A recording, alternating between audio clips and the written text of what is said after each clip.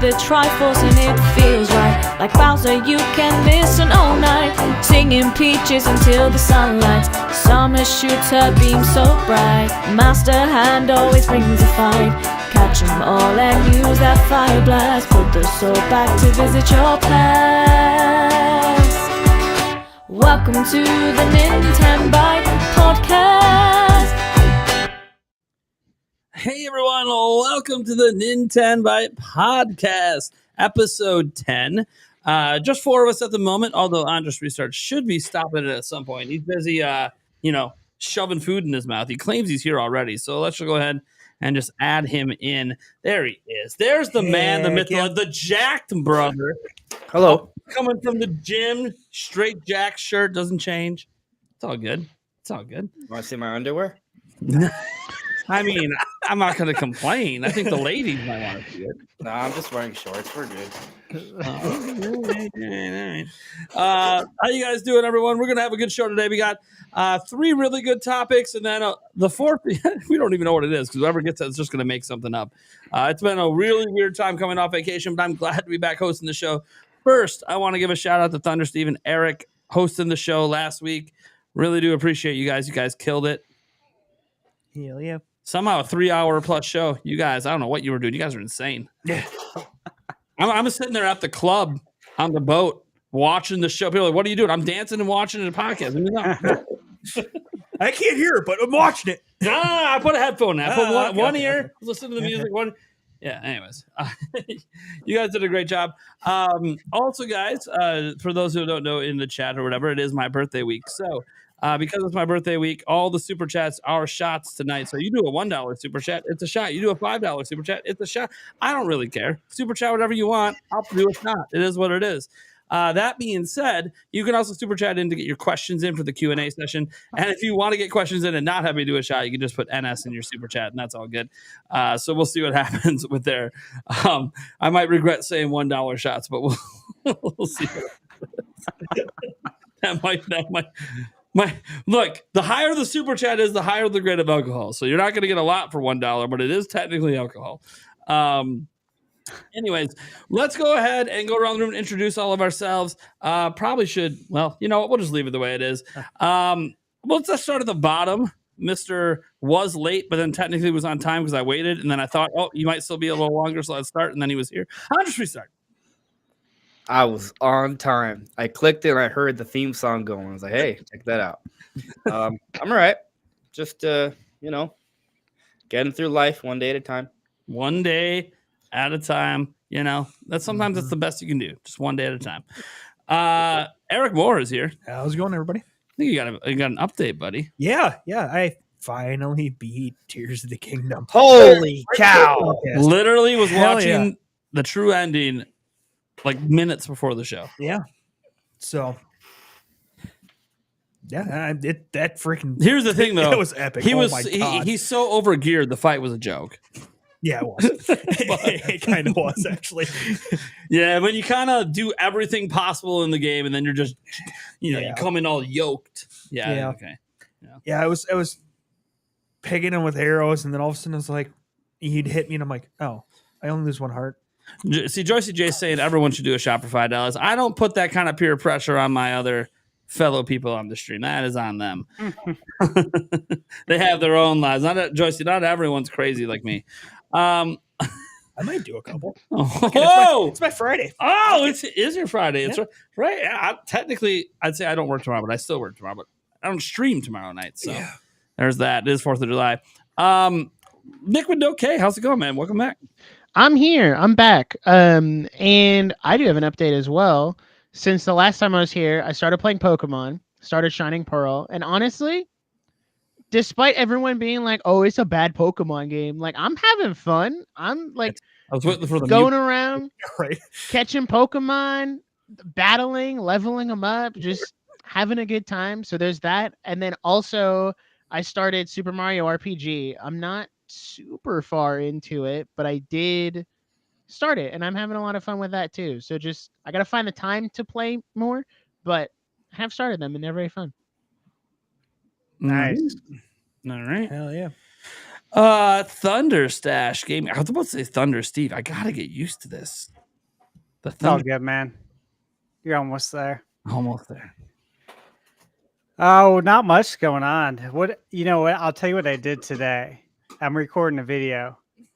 And in order to be able to finish this video, I had to beat the final boss in the game.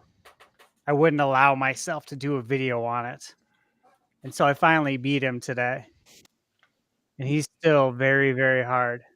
Very, very hard, huh? Yeah, and his name is Mike Tyson. Ah, I beat him. Mm. Beat him. It was on the Super Nintendo port of Punch Out. Very hard. Yeah. Still haven't done it. Yeah. Good times. You should try it, man. Very hard. Good try. I gotta beat Yo Noid first. yeah. I've gotten to the final area, but I've never actually beat it. You can do it. It's challenging, but yeah, I can. I got to go back to that one. Do a shot of water for every super chat. People do what they want. All right, let's go ahead and get into our topic roulette. As I just realized I didn't share anything on social media. I got to get all this thing done. I'm so on the ball coming off vacation. Everyone, give me a break here. I was more on the ball on vacation. I had the podcast set up. Right. I didn't have to do most of the work, so I guess it's pretty easy to be on the ball. Let's go ahead and do our topic roulette.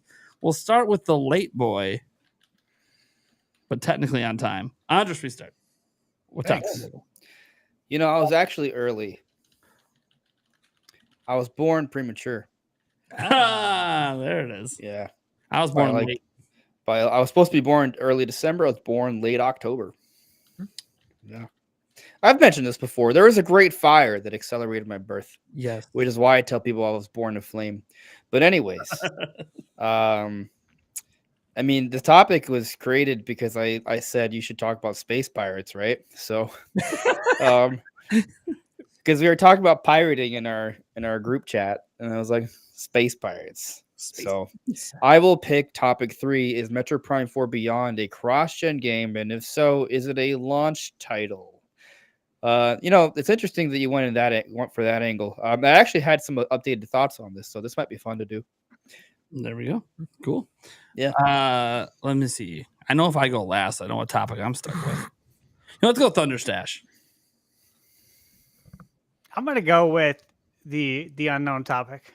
Oh. I'm gonna take that off. Oh man, now I'm excited. Well, for a second I thought it was unknown, as in like Nate knew, but we don't know. No. It's kind of like I don't know. It literally says you choose. Yeah. So literally, this is a surprise topic none of us are ready for. Yeah. Steve will come up with something though. He's percolating over there, or he already knows. Yeah. Already knows. Yeah. Let's see here. You know what? It's tradition. I guess I'll go last. Eric. Considering I don't know really what you want from topic 2, I guess I'll take topic 1 with Nintendo plans for Switch 2's launch.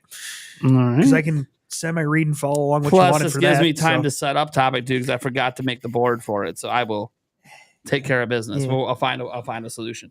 All right, cool. That means I'm taking concerns and solutions for Switch 2. It's where we end up coming up with our concerns, possible concerns for things that could hold Switch 2 back, and then what we think the solutions are to those possible concerns.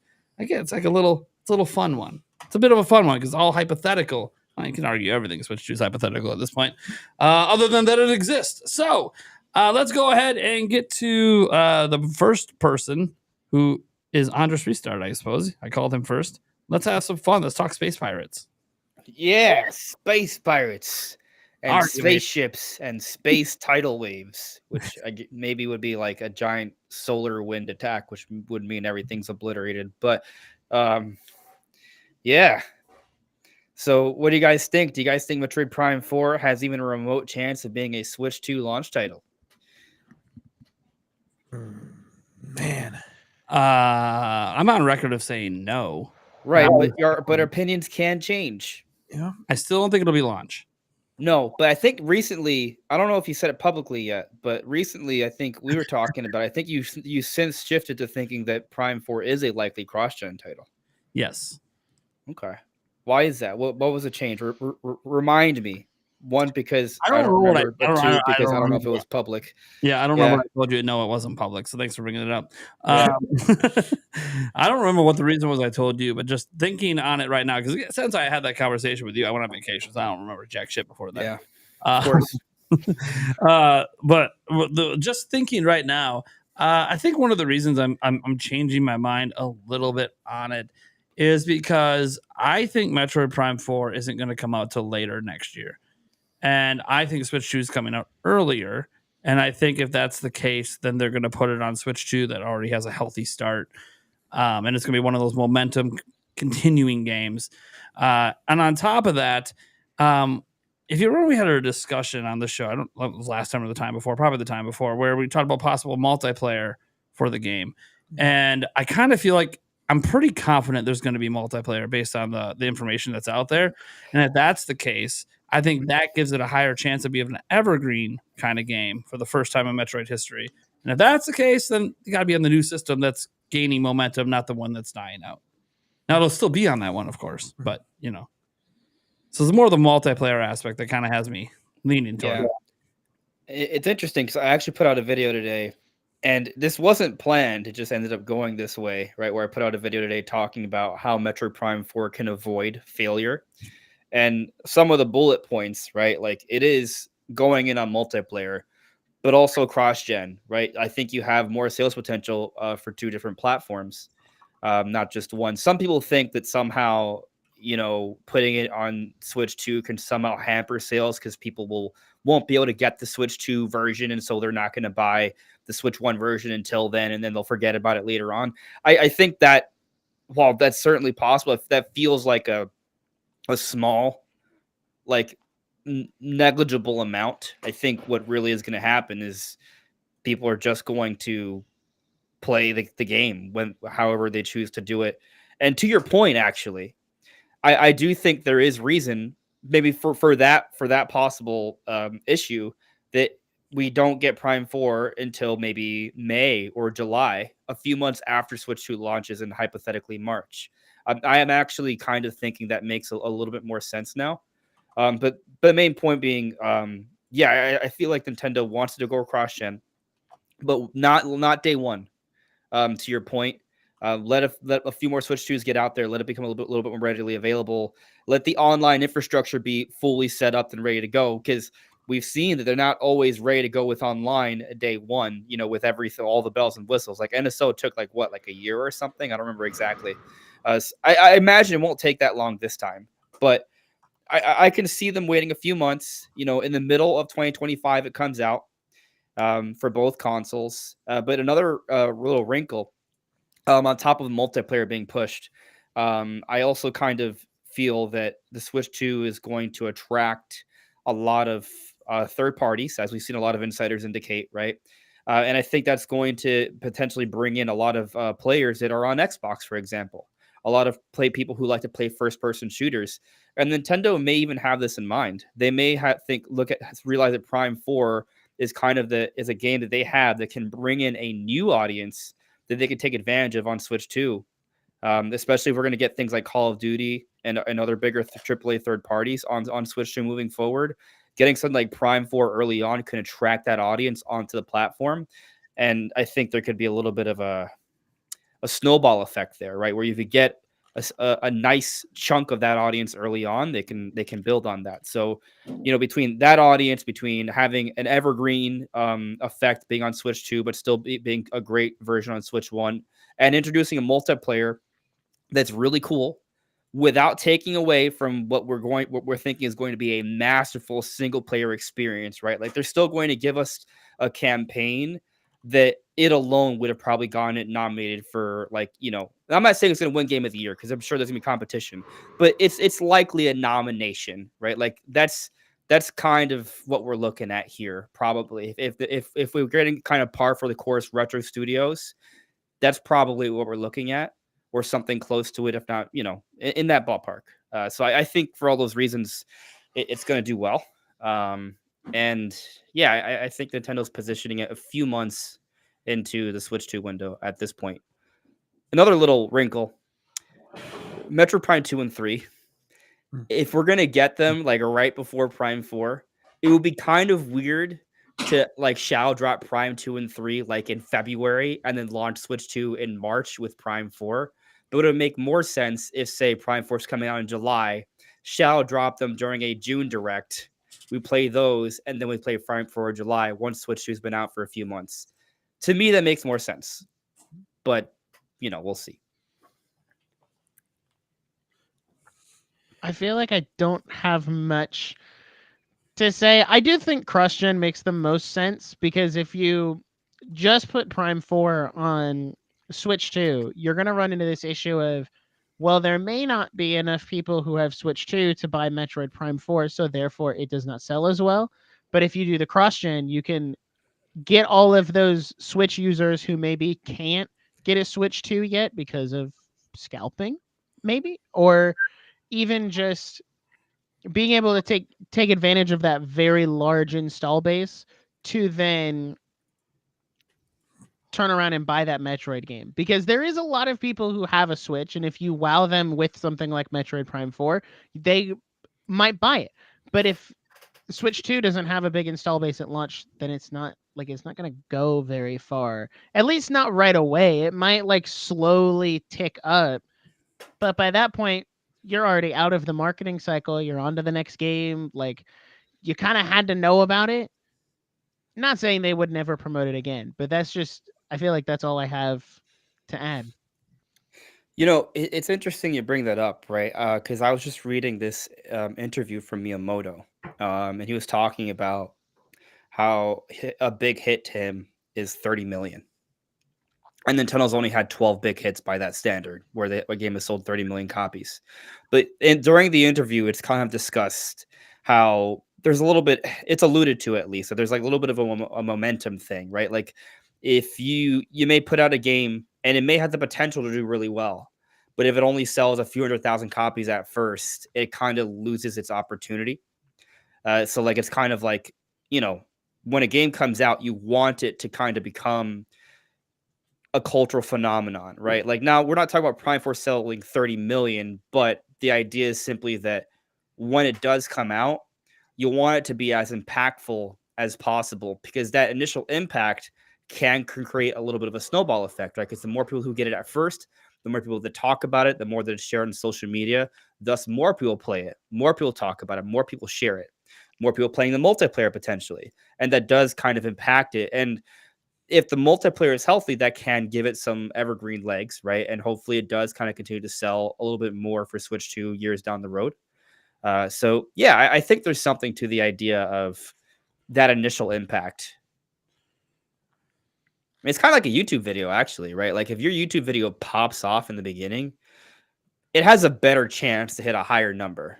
Obviously there's all sorts of, the algorithm's kind of crazy, right? The algorithm is so weird. But I mean, if you have to pick, you'd rather your video get like 10,000 views immediately, right? As opposed to wait days, Right. And then maybe it'll grow afterwards. What? I get 10,000 views, period, at this point. You just take it. It's like, all right, I got it. I did my video today is not even getting 2,000 views. It's so bad. He had to retitle it and yeah, I retitled it and shoved a bullet bill up someone's ass. We'll see what happens. Yeah. Not even a joke, by the way. Yeah, no. My video's is not doing well either. So maybe it's just like a YouTube algorithm thing. I think people just don't care about the hacking thing. That's what I talked about the lawsuit today. So yeah, and people are kind of tired of those things. So you guys think we're gonna have 2 SKUs for Metroid? Yeah. Or is it gonna be like, hey, it's a Switch title, and if you play it on Switch 2, there's an upgrade path? I think that I think there's gonna be 2 SKUs. I feel like that's just like that just, it's kind of simple, like Switch 2, Switch 1. There might even be a pricing difference. For some reason, I think there's going to be a smidge of a controversy with it, where there will be 2 versions, but there'll be like an exclusive mode that's only on Switch 2. Oh, I don't know about that. I don't know if they go that far. You have to say something to make me disagree. Yeah. Was there controversy with? I'll give you an idea. Here would be the something. It'd be a multiplayer mode that just literally, because of the amount of players they want in it, couldn't be played on Switch. I know it makes sense. Yeah, a technical thing, Yeah, it literally be technical limitations because not to piss people off. Ooh, I Or- still don't. I think the answers are hard to know. Yeah, but Like- here's the thing: if they do it, we don't know, but I'm saying I think it's going to happen, and that's why they're going to charge 70 as well. That's also the additional. I think it's gonna be 70 because it looks better. I think it's That's going to it. be 70 because that's the direction they're moving in. Well, But they Yeah. haven't like yeah.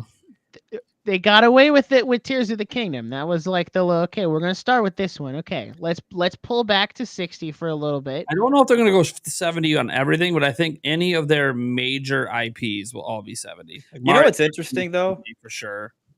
Yeah. When they priced Prime Remastered at 40, it didn't seem to help.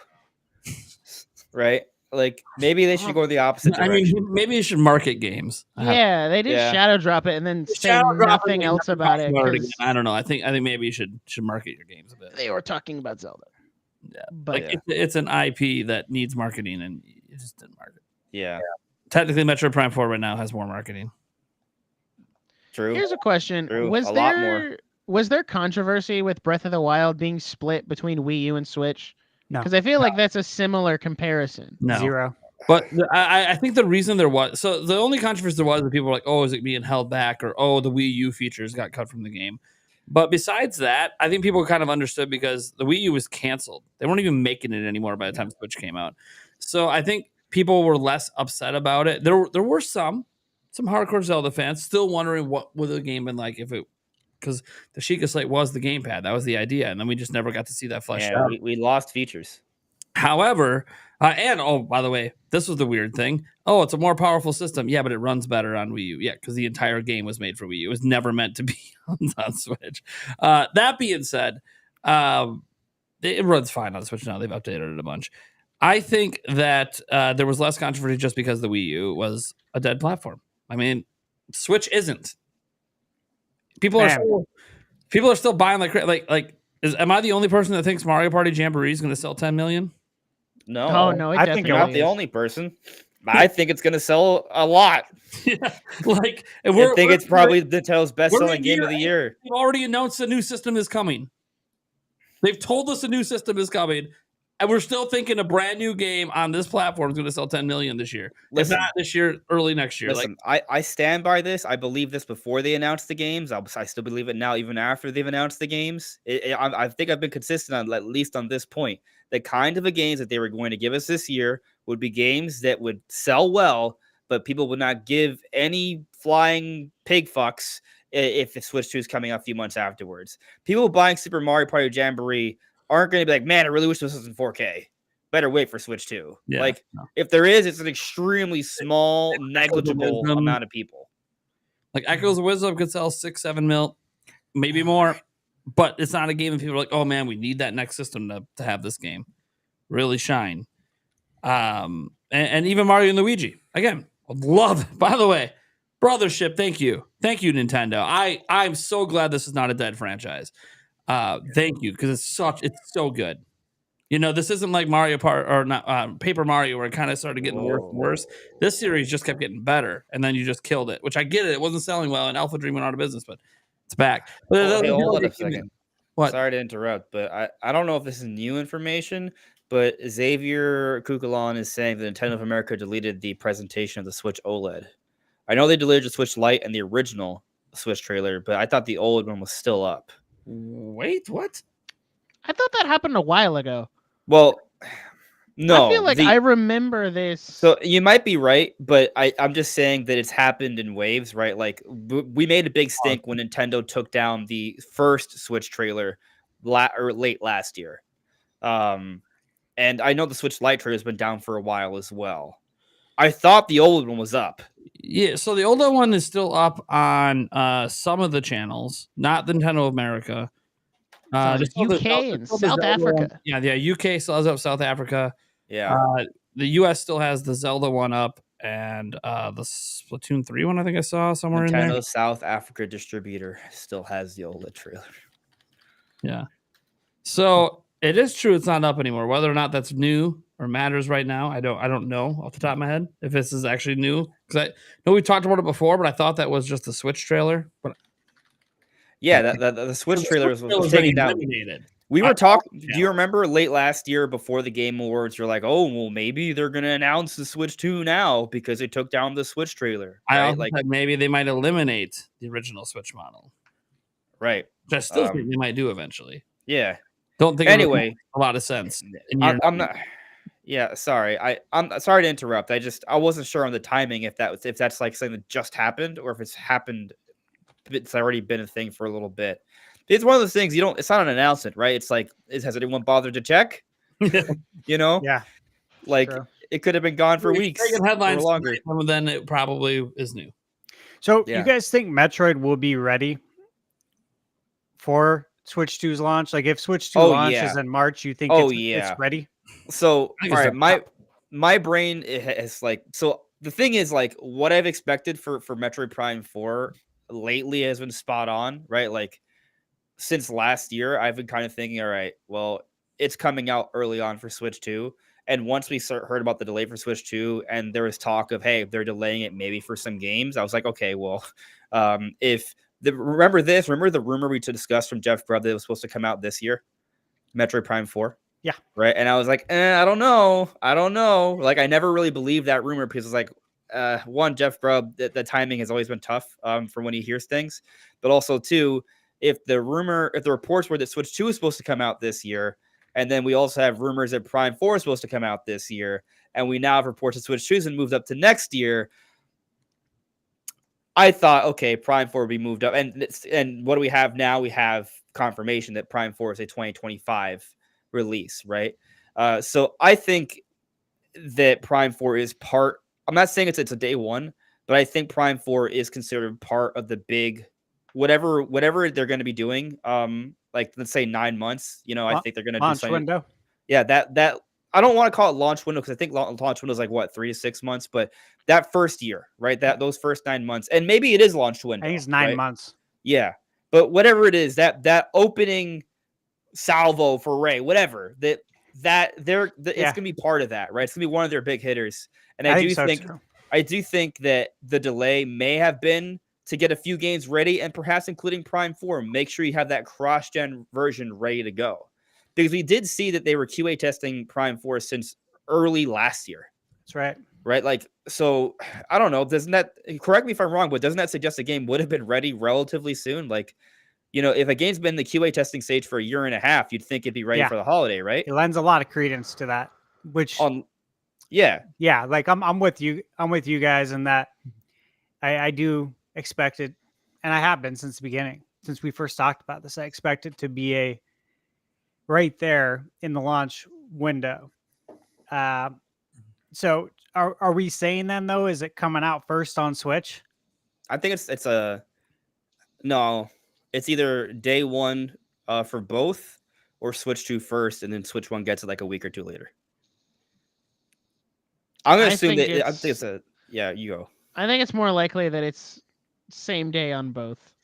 Yeah, that's what I was trying to say, but I couldn't put out the correct words. Yeah, it would be good because you don't want to confuse people.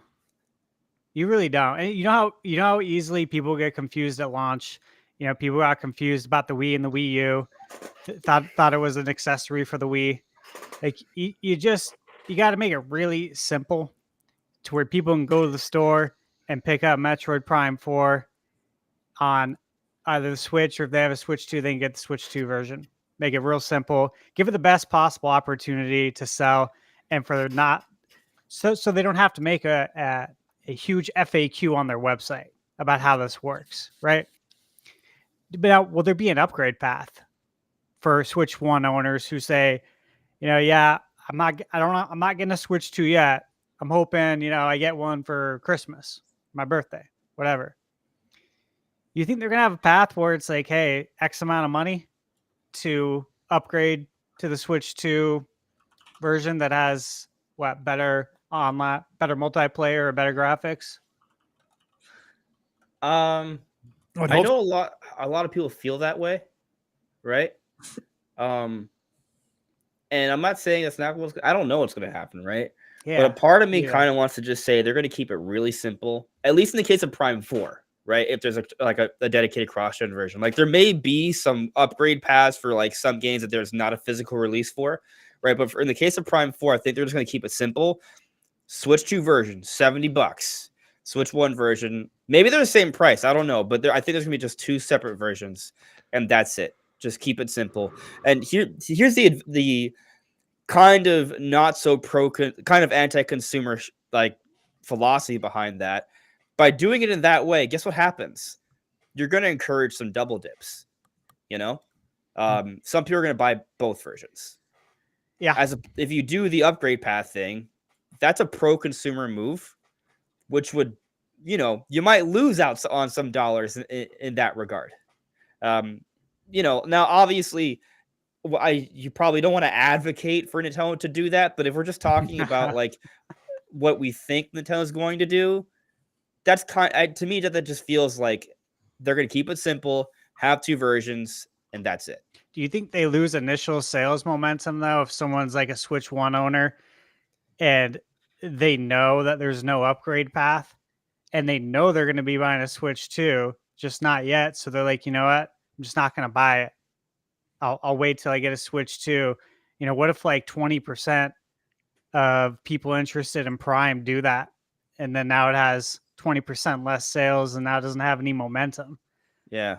I hope that doesn't happen. Maybe I don't know. You might have just convinced me, because the console will be backwards compatible. It would be kind of weird to have the Switch 1 version of Prime 4 put into your Switch 2 and it doesn't look as good as the other Prime 4. I don't know. Maybe you are right. Maybe they have to do some sort of patch thing. The precedent's been set with Sony and with PlayStation and Xbox. They both had their own version of it. With the PlayStation was generally charging $10, and Xbox, I don't think was Xbox charging anything. They weren't, right?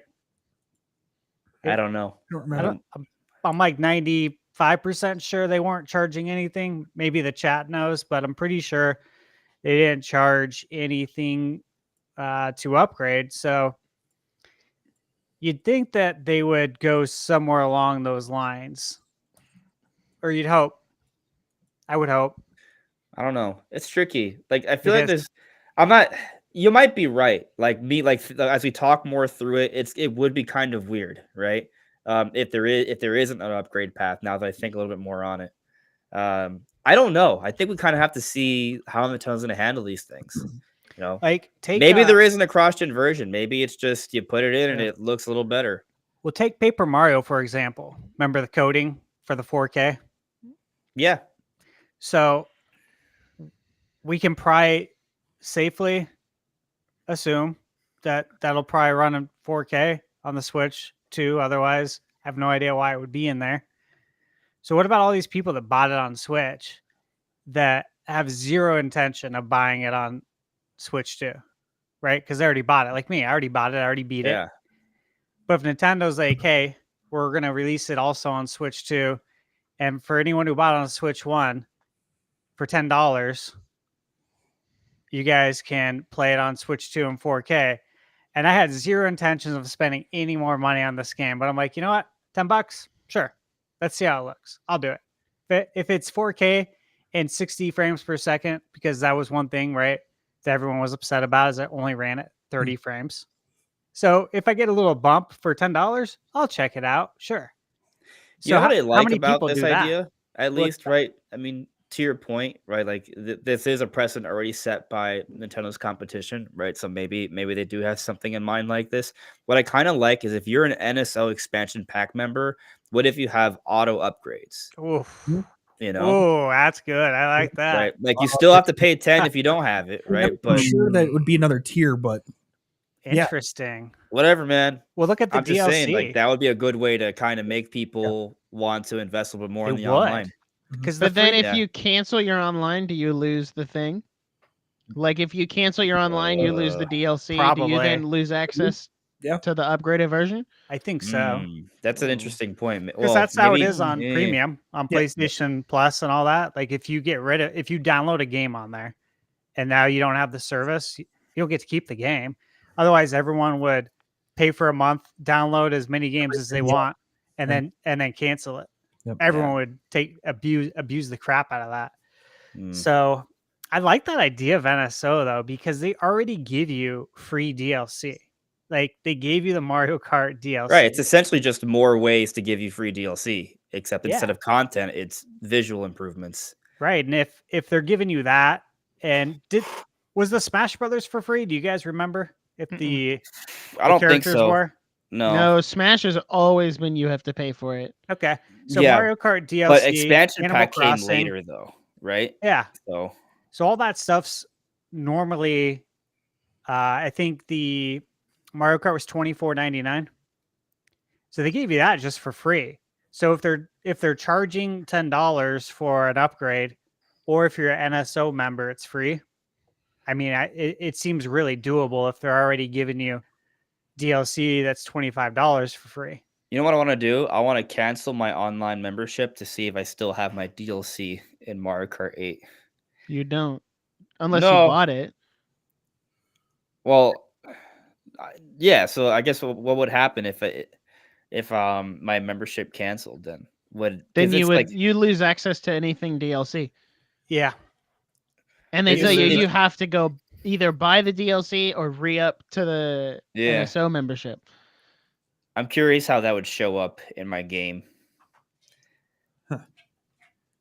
Yeah. See, that's know? the thing is I feel like I also like the idea of it being like having the upgrade path be part of NSO. I think that's great value, especially if they're gonna do it for a handful of games. But I don't know how people would like the idea of canceling NSO and then losing access to the better graphics. Because let's say, like, oh, the upgrade path for Paper Mario, Zelda Echoes of Wisdom, Tears of the Kingdom.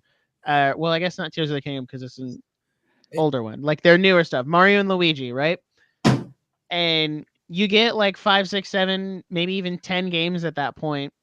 You get the upgrade path, you pay for the NSO, go up, you have all 10 of those. It's $100 worth of upgrades if they're $10 a pop.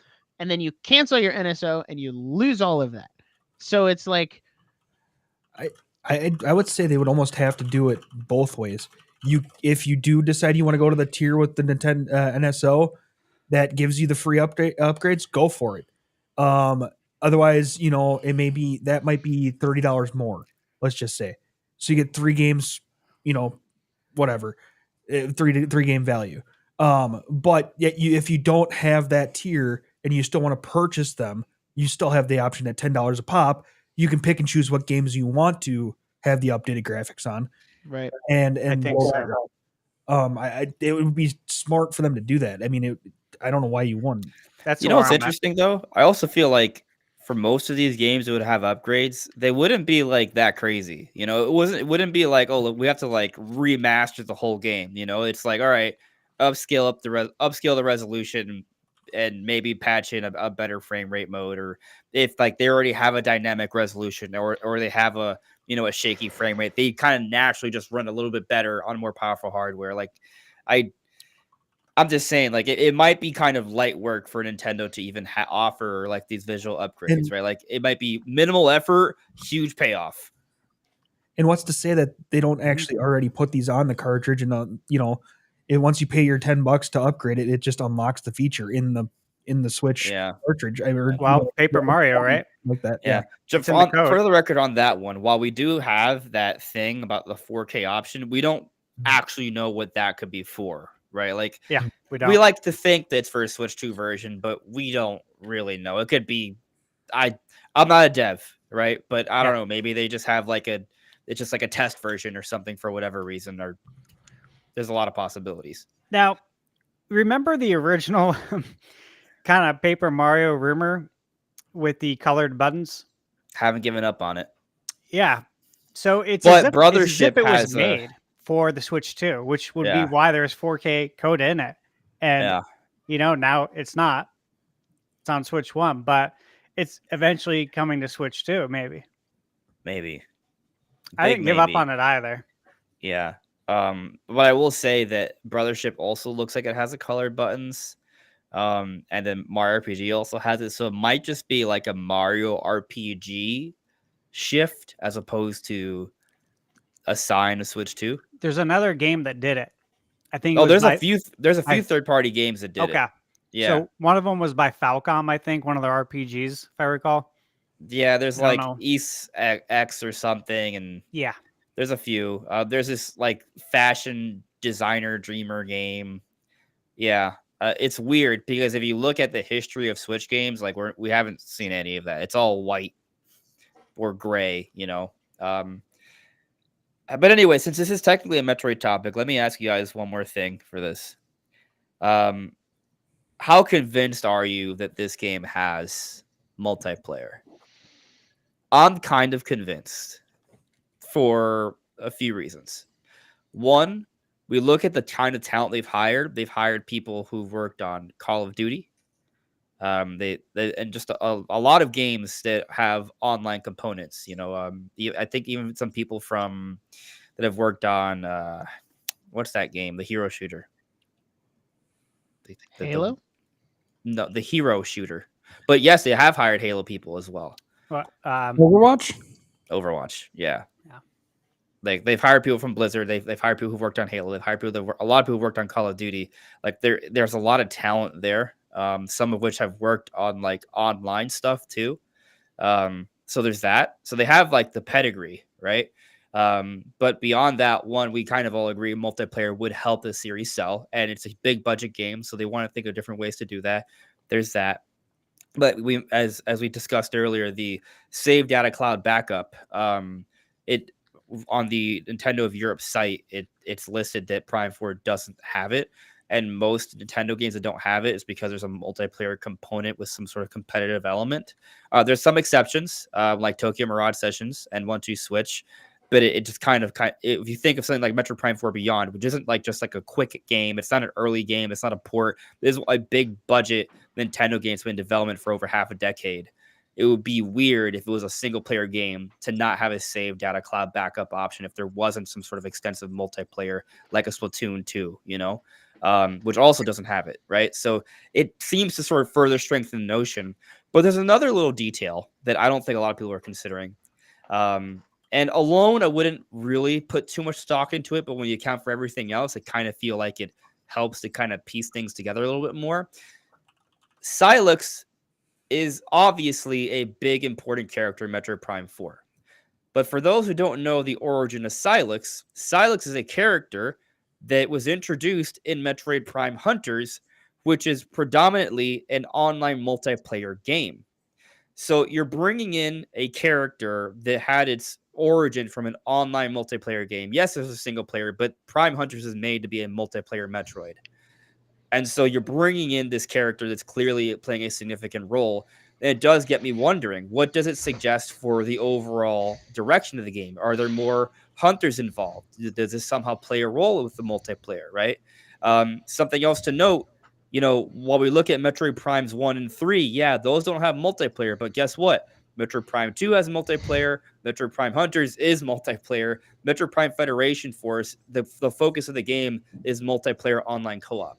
So if you want to break it down by like original Metroid Prime games, more games have had multiplayer.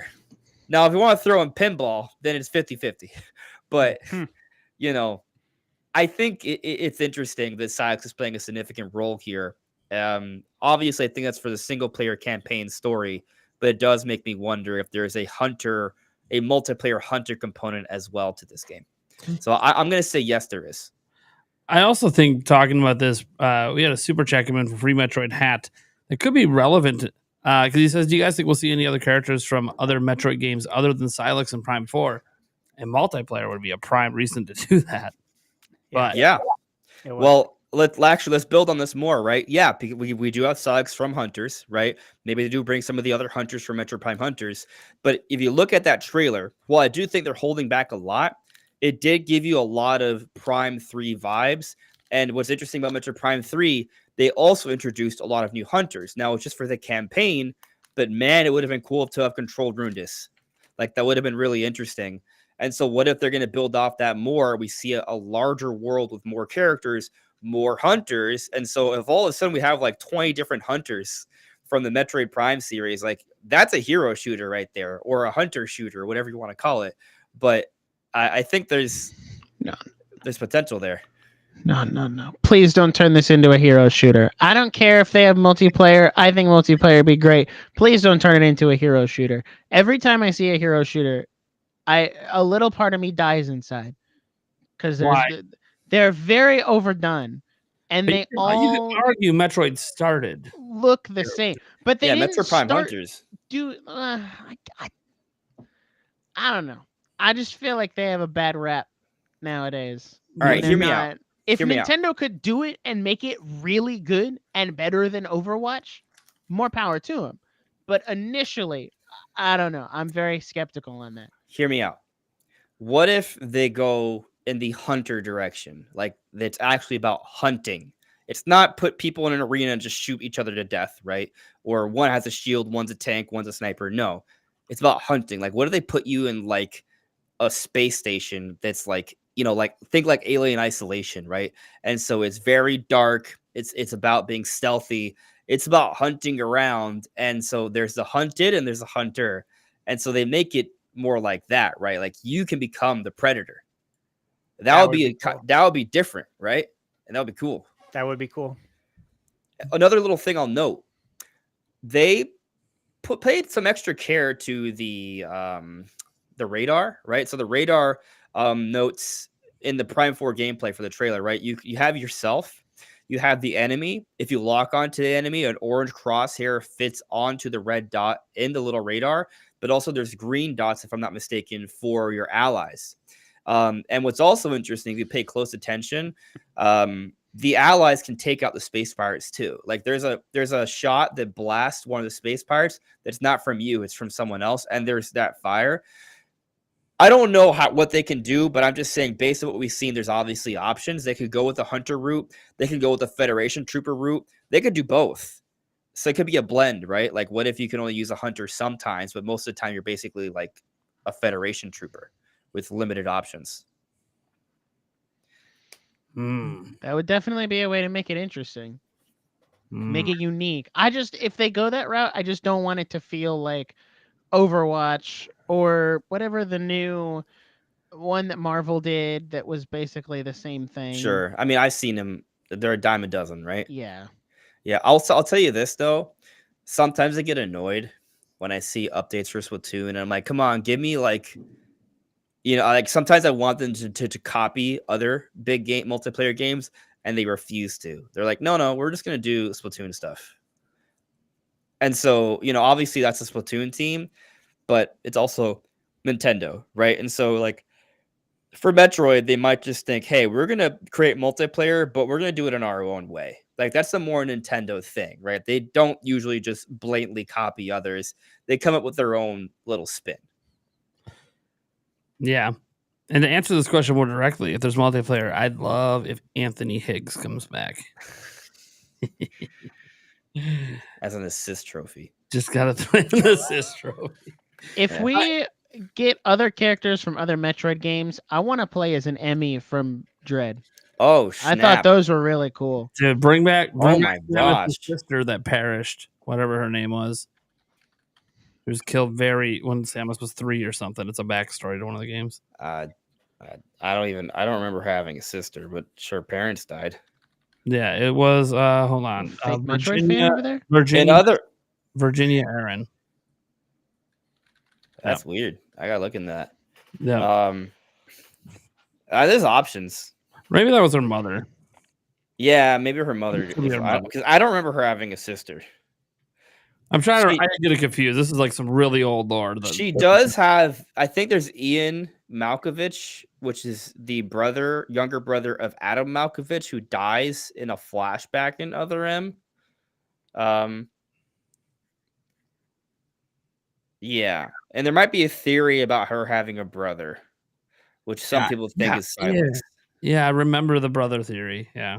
Yeah, although you can make the argument Samus has many brothers because she has she has Chozo DNA, she has Metroid DNA, she has SAX or Parasite X DNA. Like she's got a lot of family out there, just not by her choice. Well, is it ever really usually is not by her choice, but her family has grown through her being given more DNA throughout her life. All right. It's weird. It's true. Any other characters you may want to see come back?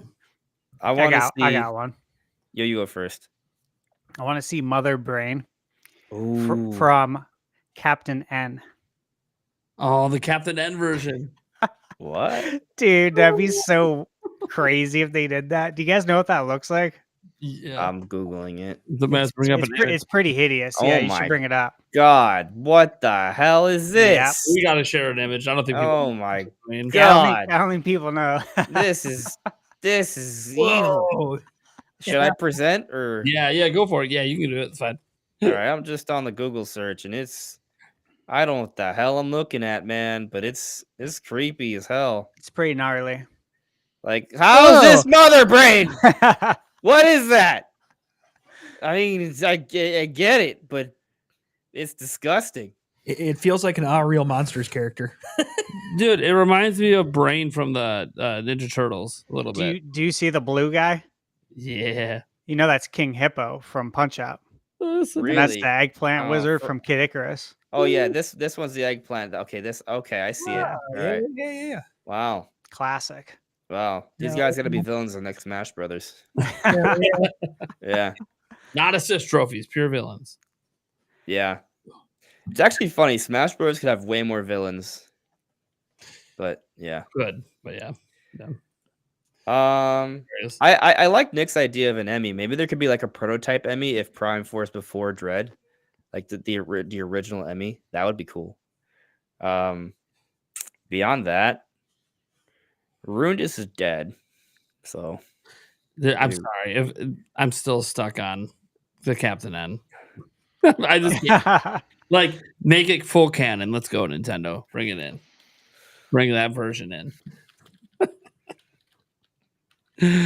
Any other characters? I would like to see a Chozo warrior. A Chozo warrior. Okay. Yeah. Yeah, that'd be interesting. Yeah. All right. And probably just new hunters. Give us new ones. So we all kind of chilling, thinking this is going to be cross-gen for sure. Yeah. Yeah. And multiplayer?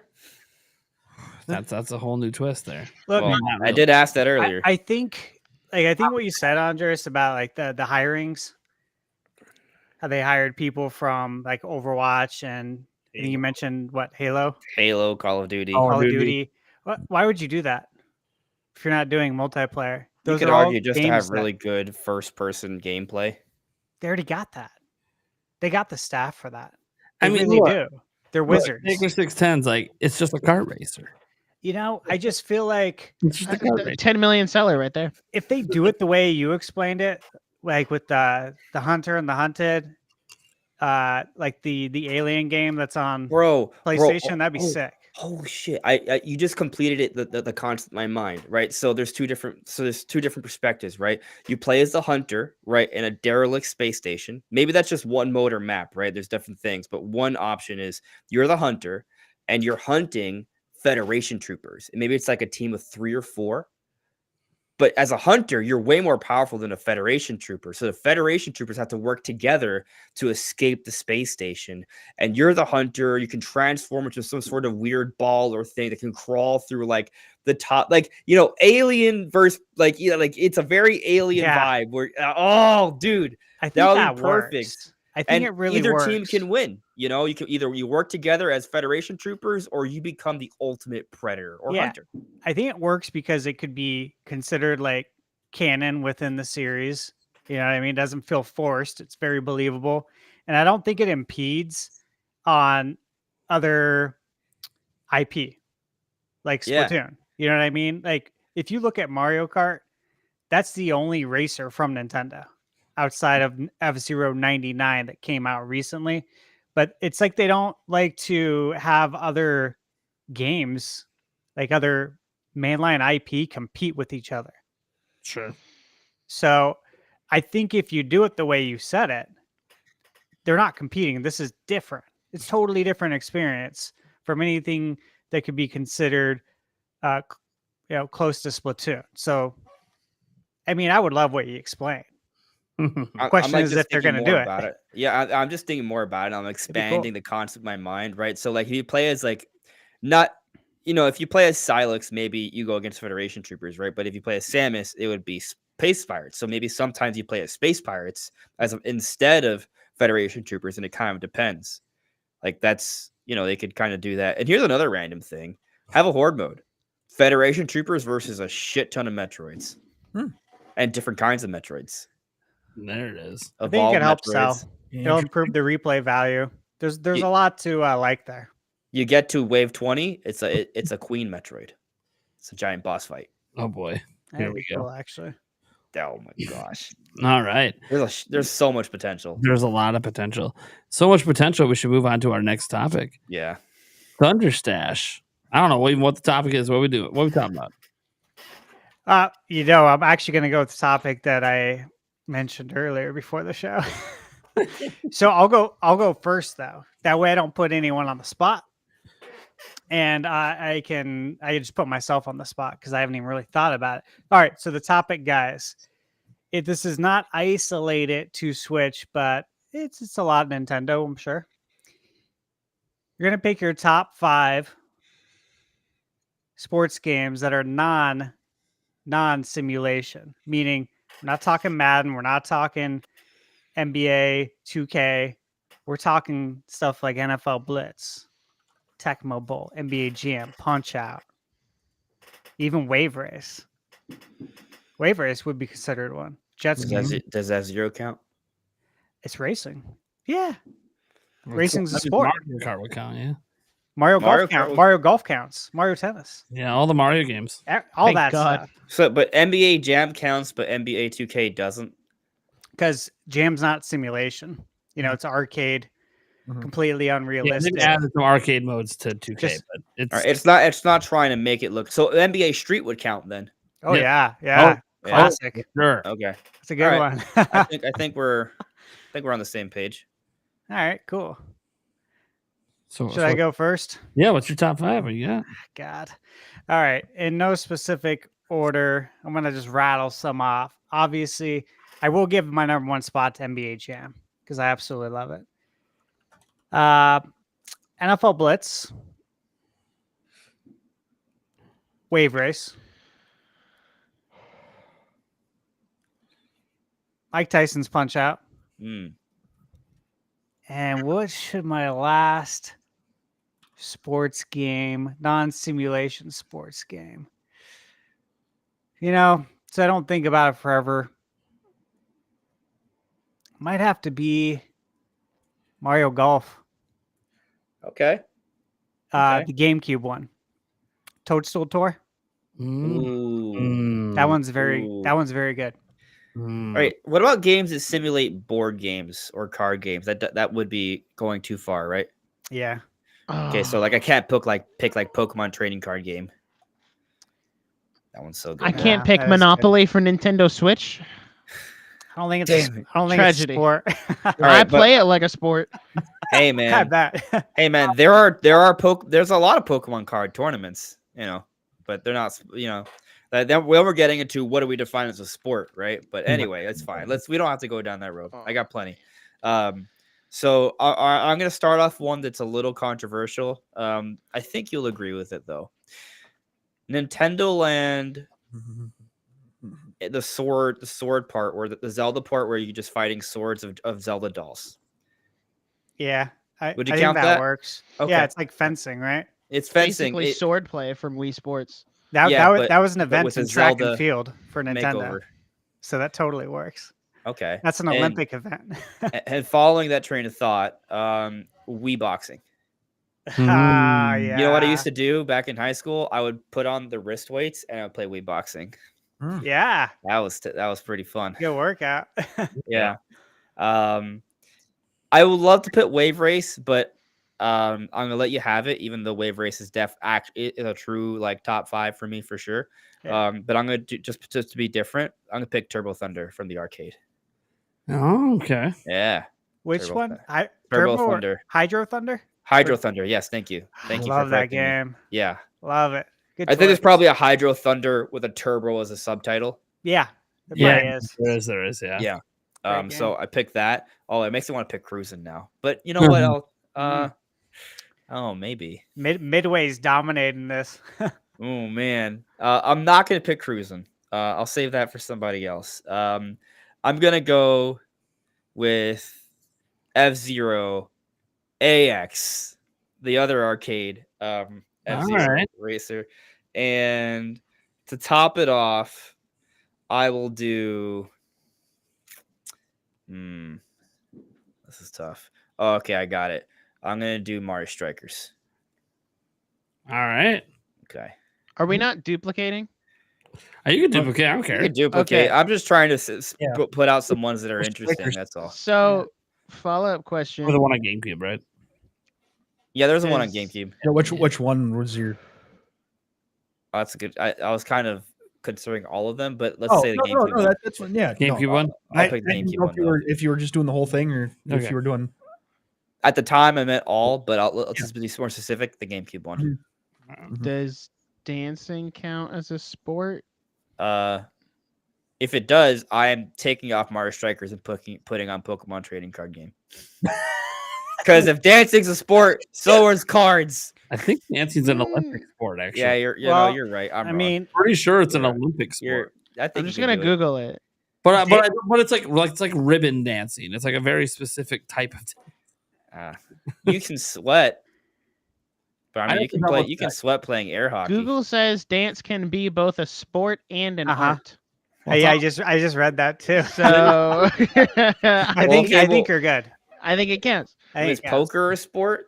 This is okay. This topic is hard because I don't do sports. That's why I'm asking like all these clarifying questions. So Just Dance 1, 2, 3, 4. No. I'm just gonna do one Just Dance, and that'll be number 5. I think Just Dance is really fun. It's going downhill a lot recently because they've done the whole like you have to be a part of the subscription pass to get like all the good songs, and there's not many songs. I just miss like the Wii days when there was like 50 songs on a disc and you went crazy with the 50 songs that were on the disc. And now like I don't know, they've microtransactioned it to Kingdom Come. So Just Dance. Question. Sorry, did you play DDR? No. Okay. Oh, You probably would have loved it. That's why I asked. I Yeah, probably would have, but I would have sucked at it. That How do was you guys an feel about era Beat right Saber? DDR is so much better than Just Dance. I've only played Beat It was Saber a special. handful of times because I don't have a VR headset. My brother has one. It's pretty fun. I think it's fun. I would probably Yeah. play it if I had a VR headset, but I can't justify. Game I play. I love it. I love Beat Saber. It's a good workout too. Yes, Does it Beat is. Saber count for this list? It's not a sport. I'm I gonna don't know. say Like I no. feel like There's it's a so, difference a little between too far. sport and physical workout. Yeah. Because I don't think Ring Fit counts. 'Cause powerlifting that's just counts working as a out. sport. You're just lifting weights. Well, I don't know. Would Ring Fit count? Because there's a lot of moves in that game You're running. that are You're Olympic sports. But it's an RPG. I don't know any sports that are an RPG. Are you That's a- kidding me? Isn't NBA 2K an RPG? WrestleQuest. Oh my God, wrestling games. Oh, I totally forgot. No Mercy needs to go on my list. Right. Sport of Oh, like running. Dude, what the is not heck an am I RPG. gonna? Oof. Okay, That's what so I happens got when you think of them on the fly. You're right. Just Dance. I'm Let gonna them have go Ring Fit. Let 'em have it. with. Why not? I Yeah, think you so. take Ring Fit, man. Just count it. It's fine. Thank All right, Ring Ring Fit. Fit is I'm on not gonna there. say Ring Fit, so it doesn't matter. Ring Fit's good. I haven't played it in like 3 years, but it's good. I need to play it again, but I like Ring Fit. Number 3, I'm gonna say non-Nintendo Forza Horizon 3 because that's the only one I've played, and it was really fun. Driving around Australia. Objection. Forza's a racing simulator, We just said racing is a sport, though. but he also But- said no simulators. No simulators. Oh, that's a good point. Yep. Okay, I retract my Forza Horizon 3 and replace it with Mario Kart DS, which is a racing game that is not Yeah. a simulator. My next one, because I don't have much to say. Actually, I'm gonna swap out DS for Mario Kart 7 because that one's really good. Yeah. And then number 2, I'll say Mario Kart 8 because I think Mario Kart 8 is just the definitive Mario And Kart it's- game up until this point. It is. Yeah. And then number 1, Gotta go with the classic Wii Sports. Greatest sport game of all time. What can I say? Bowling, baseball, boxing, tennis. Yeah. There's You not didn't- much more to you say. didn't mention golf. I'm offended. Golf is so. I mean, golf is good-ish. It's great. Eh. Oh man, I just thought of another game too. That was XIT hard. I slash don't play XIT sports. slash in chat saying Forza Horizon isn't a simulator. I gotta throw No. one. I gotta throw one out there. Forza is. Virtua Tennis. Virtua Tennis. Ooh, So good. Okay, man. How do we feel about Virtua Fighter? That was Is fighting a sport? Fighting's a sport. This is fighting a sport. All right, Fighting's fighting's a a sport. sport. My favorite sport game is Xenoblade Bro. Chronicles 3. But no, seriously though, fighting's a sport. You can put Street Fighter. How is that? How does that not count? I mean, technically. Yeah. Street Fighter is a variant of boxing, kind of. I feel like you could definitely count Street Fighter. I feel like we're losing the Tekken. meaning of the list if we have to come up with all these technicalities to put games on. I don't know, but like if like fighting's a sport, right? Like you have MMA and things like I mean, isn't Street Fighter is literally a fighting tournament? Like that's the campaign. But it's what not a kind of simulation. fighting is it?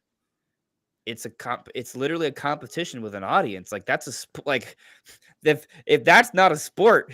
Well, I mean, technically, street fighting will get you possibly in jail for the night Yeah. Yeah. if you do it on the I mean, street, I mean, maybe it's not sanctioned, but you know. right? Okay. Ooh, what about Burnout? Would that count? You know, if you want things to count, just let them count at this point. I think so. Well, the thing of Burnout, I think cops will chase you while you're racing, right? But you're still racing. It's still a sport.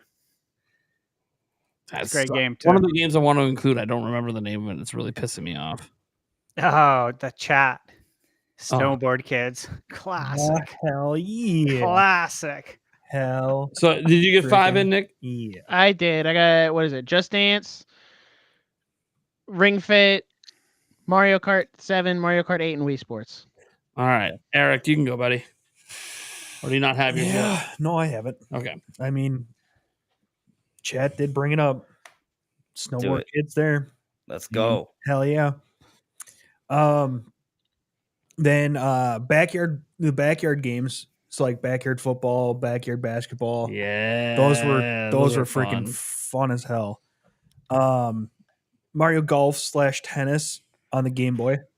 Game Boy. Not the other ones. The Game Boy. The actual freaking like what the hell am I thinking of? Game Boy Color. Yeah, They were Game Boy Color. RPGs. RPGs, yes. By Camelot, right? Yes. Yes. Yeah, they're great. Yes. Tecmo Super Bowl on the NES, not Tecmo Bowl, Tecmo Super Bowl. And then World Class Track Meet for the NES. Nice. For the Power power pad? What the old power pad? Yeah. I still have mine. Nate and I do too. Nate and I Nice. freaking play that all the freaking time. You guys played that back in the day? Oh yeah. Oh, hell yeah. It's just really Dude, funny. We 'cause- awesome. used it at my birthday parties. Mhm. We did tournaments with We it did. for prizes. Yeah. it's Nick, I'm with you here. I have no idea what they're talking about. it's Yeah, no. it's really I funny used- because What? you guys don't know what the pad the You don't even know. power pad? Have you ever heard of? Okay, look, there was a very popular game on the NES that had 3 games in it. 2 of them, I bet you know. Mario Bros, Duck Hunt, and the third was Track and Field. Dragon And for track, That sounds familiar, actually. track and field, Yep. some of the games That's you right. could use NES controller, but some of the games you needed The power pad. the power pad. And the power pad looks like a DDR dance pad, but it's not. You're right. And it's wide, and you can have 2 people play you it can bring up a once. photo of it. I've definitely seen this before. There it is. Yep. Yeah, Track meet on the bottom there. That is so cool. yeah. Yeah. Dude, it's hella fun. It was actually pretty damn accurate, surprisingly. Yeah. Yeah, You can cheese it. You cheese. You can Everyone totally cheese cheese it. it. Oh, Yeah. I'm doing the long jump. Yeah, you're jumping off the pad and tapping it. Oh, yeah. You know you're doing. Jump to the left real quick. Yeah, Yeah, you know back on. No, it was really funny because I just watched this one person fastest time is in the 100 meter dash or whatever. It was like 6.1 seconds. I'm sitting here watching, going, "Oh God, I would have destroyed you back in the day." Oh my God, doesn't know the he cheats. doesn't know the cheats because he was sitting there actually just running, Not doing the actual run. To be fair, he was actually doing it correctly, The way you're supposed to do it. But what you can do is you basically you want a chair for this. You put a chair out in front of the power pad, and you just lift your heels and just put it right back on. Just straight heels, and it's just just like one of the games in there. You can put a pencil between the A and B button and go back and forth really quick. Yep. Just an insane time. Oh man. Anyways, yeah, old school gaming. Lots of little cheats like that. All right, so my top 5. Eric took 2 of mine, which isn't too shocking. I mean, come on. He took a lot together. Yeah, we played a lot of these games we played together growing up. So yeah, he took the sports games on Game Boy Color, the Mario Tennis, Mario Golf. Loved it. Played the hell out of those games. So I'm gonna try to do 5 without it. NBA Jam 1993. Come on. Mm-hmm. Come on. Sure. That is OG. I even like it way better than like the street ones that came out. Nah, this is so much better. I don't know why we've never been able to recapture that magic. I don't really care. NFL Blitz 2000. Crush that at arcades. Yeah. Crush the hell out of that game at arcades. I'll still play that today at an arcade if I see it. Love NFL Blitz. We're going to go in no particular order on these for now. I'm also going to throw another NFL Blitz game on. And it kind of sucks because this is my number 1. It's NFL Blitz the League. Mm-hmm. But here's the thing. In looking at it, they made a second one and I didn't even know it. I think I had it. I didn't know they had a second one. It wasn't anywhere near as good if I remember right. But the only thing I didn't like about it is that it was short. But then I kept thinking to myself, and I said this after because I remember we had that complaint that it was short. Then I sat there and I'm like, well, dude, we marathoned it for 3 straight days without sleep. Fair enough. I don't know that the game's meant to be played that way. We zoomed to the end of that game. Did we play that in my camper? I was not in your camper. Nope. When we played, that one was in the basement in your college. Oh yeah, okay. Yep. Yep. Anyways, zoomed the hell through that one. Never played the second one. Second one might be on the list too if I played it. I don't know. I love the direction of that. I wish we had more of it. The injuries were insane. Mm-hmm. You could shoot up. You could do lots of crazy. And I don't mean just shoot up like they shoot up for games now with just pain. No. You could risk getting caught with illegal substances. I think there was one point like you'd be like dating this chick and you'd be at a party right before the game and they'd ask you, do you want to snort this line of cocaine and get jacked up for the game? And you're just like, yeah! Next day, 2 plays in. Oh, your blood test came back. You're suspended for 6 games. Like, oh, shit. Jeez. That's in the game? Yeah, that's crazy.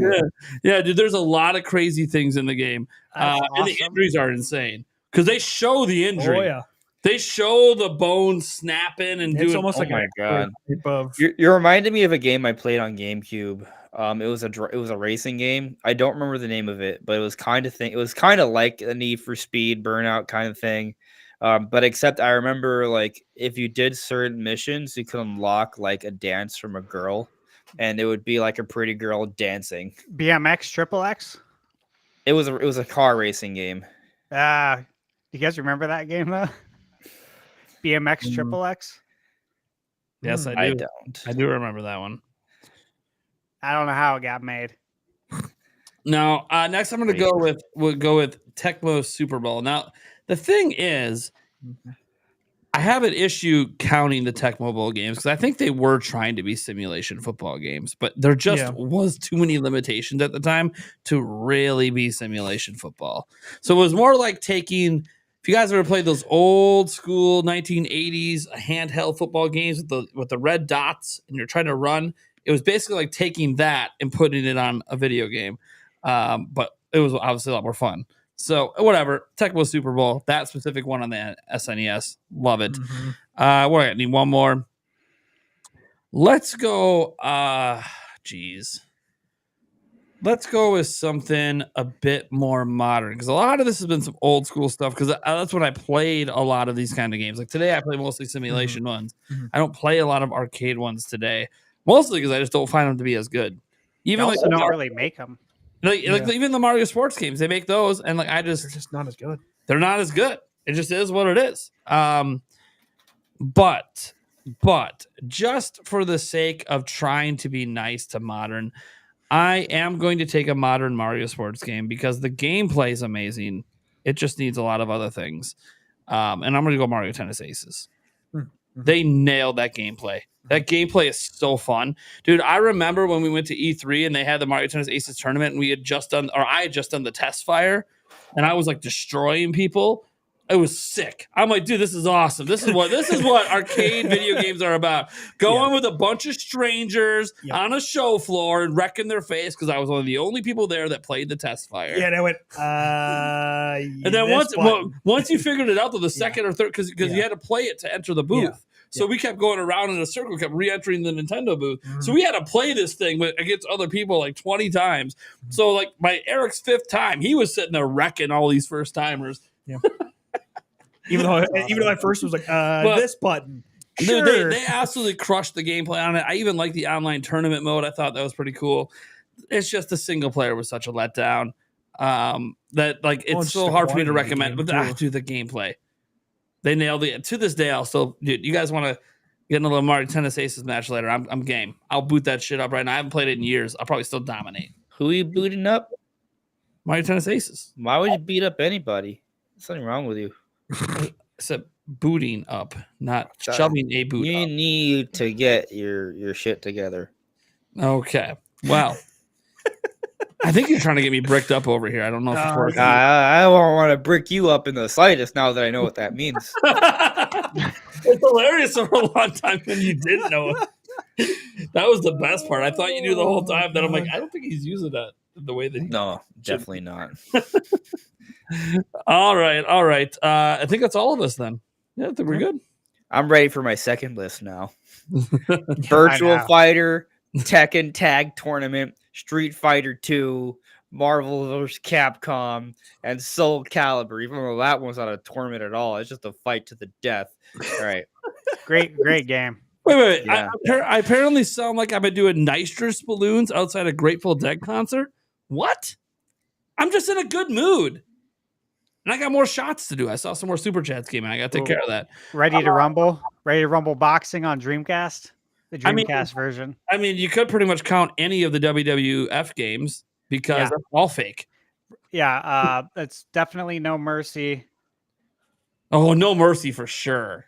Probably. What do you call it? WrestleFest, the arcade one. WrestleFest. Yeah, it's another good one. My gosh, there's a lot of good ones. There is. Someone wanted to know if Free Metro had wanted to know if Skate counts. Skate 3. Does Skate really goes for the realistic aspect? I would almost say Skate wouldn't count, but you'd count Tony Hawk. Yeah. Which again, you could make a really big list for non-simulation sports games. You could. All right. Let's go ahead and get into our next topic. Eric. Yeah. Did you want to bring up the what? That no. Did you forget what topic you have? No, I know what topic. Are you talking about the quote? Yeah. Oh. Well. Yeah. Whatever. I just bring it up. There's enough notes there. You should be all right. Yeah. So, Furukawa had mentioned that Nintendo's going to basically try to prevent scalping with the Nintendo Switch 2 by making enough of the consoles to meet the demands. I'm trying to think, is there anything else on here? That's pretty much it. It's just they're looking to flood the market with Nintendo Switch 2s so that... Yeah, that was his answer to... So, like, last week, they had the 84th annual shareholders meeting or whatever. And, they were just asked, hey, what are we going to do to combat scalping? And he basically just said, well, we plan to have a ton of units so you can just buy it at retail, and we don't have an issue with semiconductor stuff anymore. That's all taken care of, so that won't be a problem. But I guess the idea behind this topic was obviously to talk about like other ways Nintendo could curb scalping around launch, because it's going to be a problem regardless of what Nintendo tries to do. And naturally, what could Nintendo do to make sure that if they, let's say Nintendo's strategy is what they're doing, they're going to flood the market, right? They're going to flood the market. They're just going to have like 5 million, 10 million Switches ready day one to make sure you can absolutely walk into retail. That could also be dangerous. Right. Supply versus demand, right? Yeah. If your supply massively outdoes demand, you end up with a 3DS situation. Yep. You're dropping price in 6 months. So if that is Nintendo's strategy, though, what could they do to create that type of demand to warrant them flooding the market? Maybe what they do is they have waves, right? Like they do have a lot of stock, like a lot of insane stock, but it's not all right from the gate, right? It's like they do it in phases every 2 weeks, you know, and they keep it coming in. Like, see, every 2 weeks that would still favor scalpers. Because it's so sold out before you even get to day one, and then you got to wait 2 weeks. People are going to wait 2 weeks. They're going to go on eBay and buy it. Well, I mean, the fact of the matter is, like, there people are going to scalp, right? So you're going to have other measures. Like one. Yeah, that's why I said, what other measures could they do? Because they kind of alluded that they might consider other measures, but, you know. Yeah, but I think that's a case-by-case scenario, depending on the region and the stores that are there, right? As they say, they said something to the effect of they'll look at each region and decide there, because that is going to matter. Yeah. But if it becomes a scenario where someone only has to wait a couple weeks and they just have to put in a pre-order or whatever, like it's not like, oh, we may not get a Switch 2 for 3 months, right? I might as well spend the extra $100. Like that's going to matter for some people. Yeah. Let us pre-order in stores again. That would be very helpful. Because then I don't Nintendo always let us do that. That was just Sony. Oh, was it? Oh, yeah. Well, then yeah. I mean, the last time I bought a Nintendo console was back in 2017 with the Switch. I went to a GameStop. I pre-ordered. I actually went to 2 different GameStops. So I got 2 different pre-orders ready just in case. I feel like I couldn't pre-order the OLED in person, but maybe that was just me. I don't know. That might have just been I didn't have a problem with it. Yeah, I didn't have a problem with it. Nintendo. The reason that became an issue with Sony because of COVID was like, hey, you can't go in the store to pre-order; it's all online, and that was just a cluster. It was a cluster for the entirety of COVID. It was just bad. You just couldn't go in store to get systems, and then they slowly would let you, but you'd have to like order online, and then it would be like go to Target to pick it up. Well, then what the hell was the point? Just put it on the shelf. I have to go to the store to pick it up, but what the hell is the point? Right. When it comes to like limiting how many you can buy, when Sony releases like special stuff, like they came out with The Last of Us. I have it behind me, like the Firefly edition that you could only buy on Sony's site, and it was limit 1 per customer. And that's how they had it set up. Like I literally couldn't buy it with anything else. So if I say I created a new account and tried to buy another one, I can't. Like they were able to link my Visa debit card and my PayPal, and you can't. Like you literally can't. It's great. So it's like, yeah, Nintendo could do that, right? But that doesn't change anything else. Best Buy can do whatever they want. Walmart, Target, Circuit City, Funko Land. Babbage's, Toys R Us, of course. How could I forget Toys R Us? Yep. I can't. Montgomery Ward. I can't think of any other old school ones. But point is,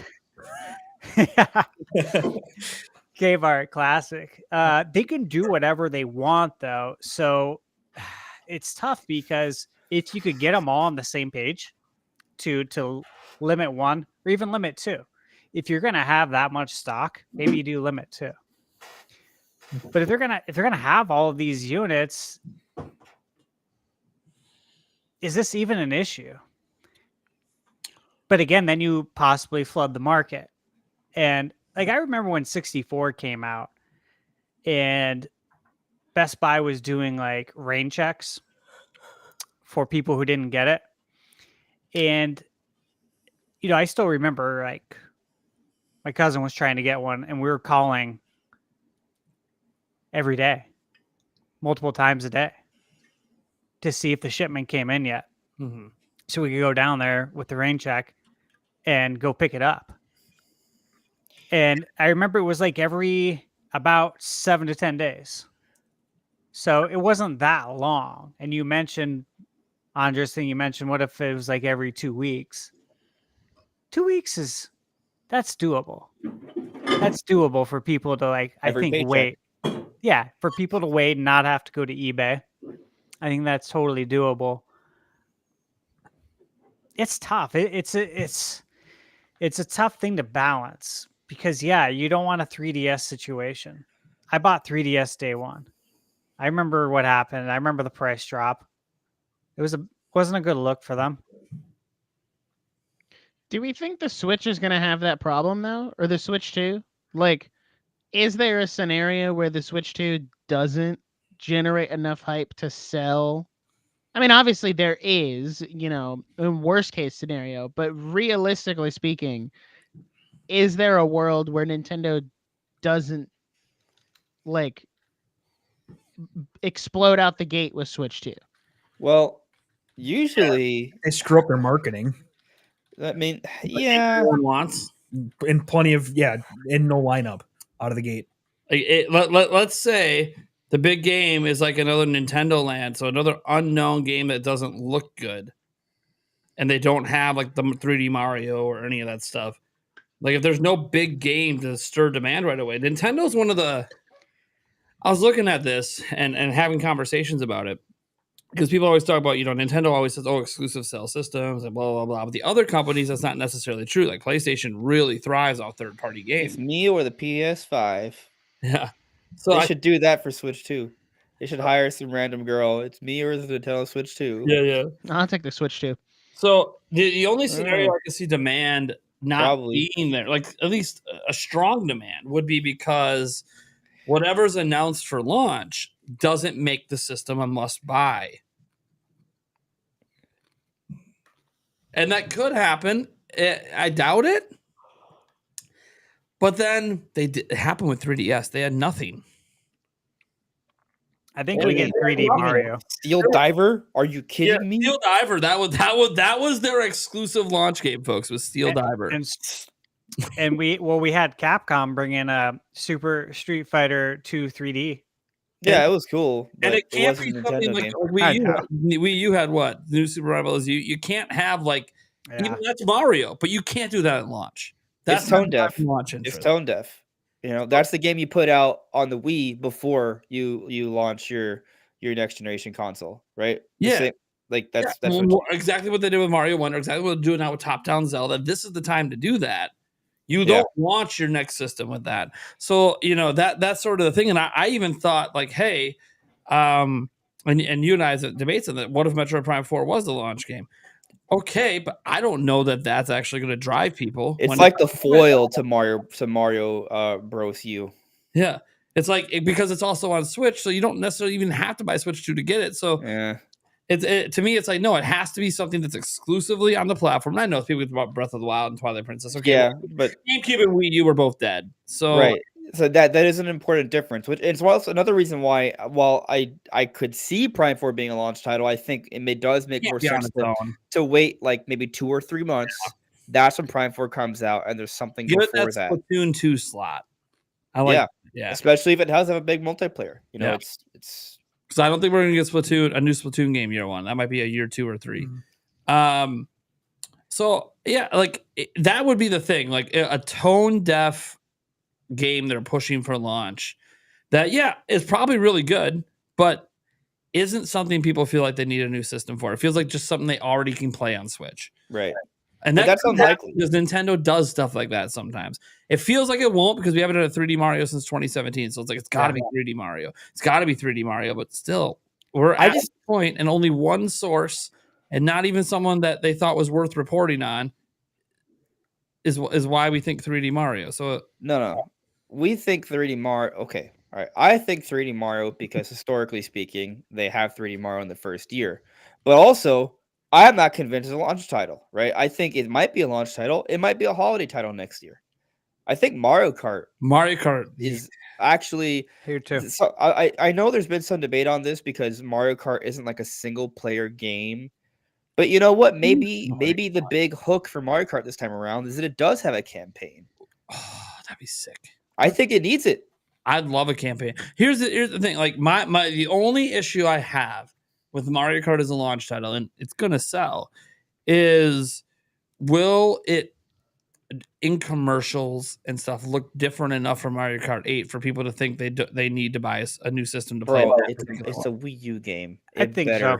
I get that it's a Wii U game, but the art style and art direction that usually go with Mario Kart is it like Mario. I'm gonna put this in general. Mario is beautiful, but it's art direction. Like look, whenever they announce this 3D Mario game, I'm gonna be blown away. But if I show my fiance a trailer of Mario Odyssey and a trailer of that game, she'll just assume it's coming to Switch. I'm pretty sure, because Mario's not a graphically intense game. It is a heavy art direction style, and that's the way Mario Kart's been. Like, I don't know that it. And I'm not saying that graphics are needed to push the system. Of course, if the game just looks incredible and phenomenal, and the pre-orders are through the roof, absolutely. Like, you just need to make a game that people want to buy. It's just Mario Kart 8's been around forever. It's got a billion tracks. If it looks like that game, but just more tracks. Oh, well, there's a single player mode. Okay, sure. But I don't think it will.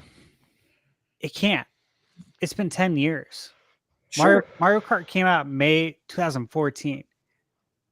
So saying it comes out in 2025, right? So say it's a launch title. It's had almost 11 years to give us 48 tracks.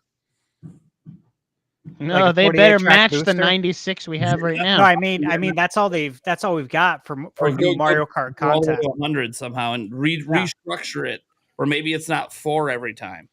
Yeah, I think 6. that's more likely for Smash You Brothers. do 5. Do 5 every cup this time instead of 4. Could. Like F-Zero. Yeah, like F-Zero. Yeah. Yeah, no one knows that though because Nintendo hasn't released an F-Zero. Nobody. That's why they can do it, because nobody even knows. I gotta feel like this new Mario Kart though is gonna look different. Like they've had a decade to figure this out. There's no way Mario Kart doesn't look blatantly better. It's gonna look better. It's not that it doesn't look better. But I know what you're saying. It's not that we won't be like, holy crap. It's gonna be more like, is a general consumer going to see a commercial and be like, holy crap? Yeah. It's called diminishing returns. Sure. But to that end, how is that any different than 3D Mario? That's what I'm saying. The only difference with 3D Mario would be I don't think people got excited for it because of how it looked. They got excited because of the unique gameplay thing with the hat and taking over, becoming dinosaurs and all that stuff. Because Galaxy looked incredible too. Did. Yeah. Galaxy did look incredible. Yeah. Look, they put it in HD. I know people that think HD Galaxy looks better than Mario Odyssey. Yeah. Galaxy it's all art direction. It is. A lot of it's art direction, and it is the gameplay. I just want to say Odyssey is a technical marvel for Nintendo Switch. By the way, I think 3D Mario is the launch game. But I think they're going to hook you with this crazy gameplay concept that's going to make you feel like I got to play it. Yeah, you want to know what's going to be crazy about it? Mario is going to ride Yoshi. Okay. But no, and guys, actually think about this. Switch launched with the Wii U game, right? So it doesn't need to launch with a graphically impressive game. It needs to launch with a game that the gameplay is so incredible, I have to have it. And then you pair that with something from the third party that Switch couldn't do. Monster Hunter Wilds, Elden Ring, Baldur's Gate 3, some sort of date title makes more sense to me. Monster Hunter Wilds, I think, is coming, but I don't know if it's going to be. I don't think they're timing the release of that with Switch 2. That's kind of my thing. Final Fantasy VII Remake. Final Fantasy VII Remake would be a huge. That would be a killer. Actually, might sell better on the system overall than it did on. You want to be a killer? You want to be a killer? You ready for it? Horizon. Yeah, you never know. Horizon PlayStation ain't that friendly. We're getting that No, on they're Switch. not. Sony's not gonna be that friendly. We're not suddenly getting Horizon. But no, I think you can get away with it then because you have your third party. You have this would be not possible on Switch, and it's here. And then I'm buying it because this game is not just us Nintendo fans are gonna gush over visuals, right? We'll talk about how amazing Mario Kart and how amazing this Mario game looks, and the technical marvel because we Actually, recognize Matthew Carter, Black Ops 6 makes a lot of sense. Yeah, Black Ops 6 too. Or if it's not that because the game's already out. Whatever. The next Call of Duty will be a seller for it during the holiday. Sure. But the thing is, Switch 2 comes out March, GTA 6. getting out Black Ops 6 in March, and then having a new one by November. Like, that's the big get is doable. GTA 6. Isn't that a 2026 game, though? Or is that coming 2025 right now, technically? Right now. Maybe they should just put GTA 5. But that's not a launch title. Right? No. Or are we giving up on Switch 2 coming out March? I'm not. But even just having a trailer for it be there for Switch 2 would just be massive. Sure. Would be huge. Sure. Still not the launch title, though. It depends on when the system launches. Right. But I think March, but they might not announce it until March and it comes November. Yeah, well. I don't think they're going to do that, but here's the thing. I also thought they were going to reveal it this last March. So there's what I think, and then there's what I have to accept. I accept it will release by the end of 2025. Yeah. But again, by that logic, GTA 6 doesn't necessarily come out late next year either. Well, that's what they're saying right now. And actually, if I have to place any bets, I say Switch 2 is more likely for next March than GTA 6 is for next holiday. For holiday 2025. Man, no faith in GTA. I'm sure the game's going to be incredible. No faith in when it's coming out is what I'm saying. Well, it doesn't seem like anyone has any faith in when it's coming out. Is there any shot that there's a new Smash game for launch window of Switch 2? Bro, Melee 2. Let's go. I don't think so. I think it's going to be a deluxe, whatever packaging of the game we have now. And just like they did with Mario Kart on the Wii, I think maybe we get more stuff. So I would love a volume. I thought it might be a deluxe version. And I don't doubt that we'll get a deluxe collection. And if that's true, it's happened in year one. But I still think we're going to get a new Smash game. And it's because Sakurai's gone back to game dev. He's wrapped up his YouTube channel for now to go back to game dev. And and he's been, it could be for Kid Icarus, could be for something else. But I think it's because of Smash. I think Nintendo made the call and said, hey, we got to get a Smash ready. Like, we just sold how many millions on Switch? It's time. We need another one. Yeah, but how often are they launch titles? Melee it won't be a launch title. No, he would have just started this in the last year. Year 2, year 3 on this. This would have started in the past year. And they probably, and the thing is that every time they finish a Smash Bros, it's like, man, I don't know how we can one up this. I don't think he's going to try to.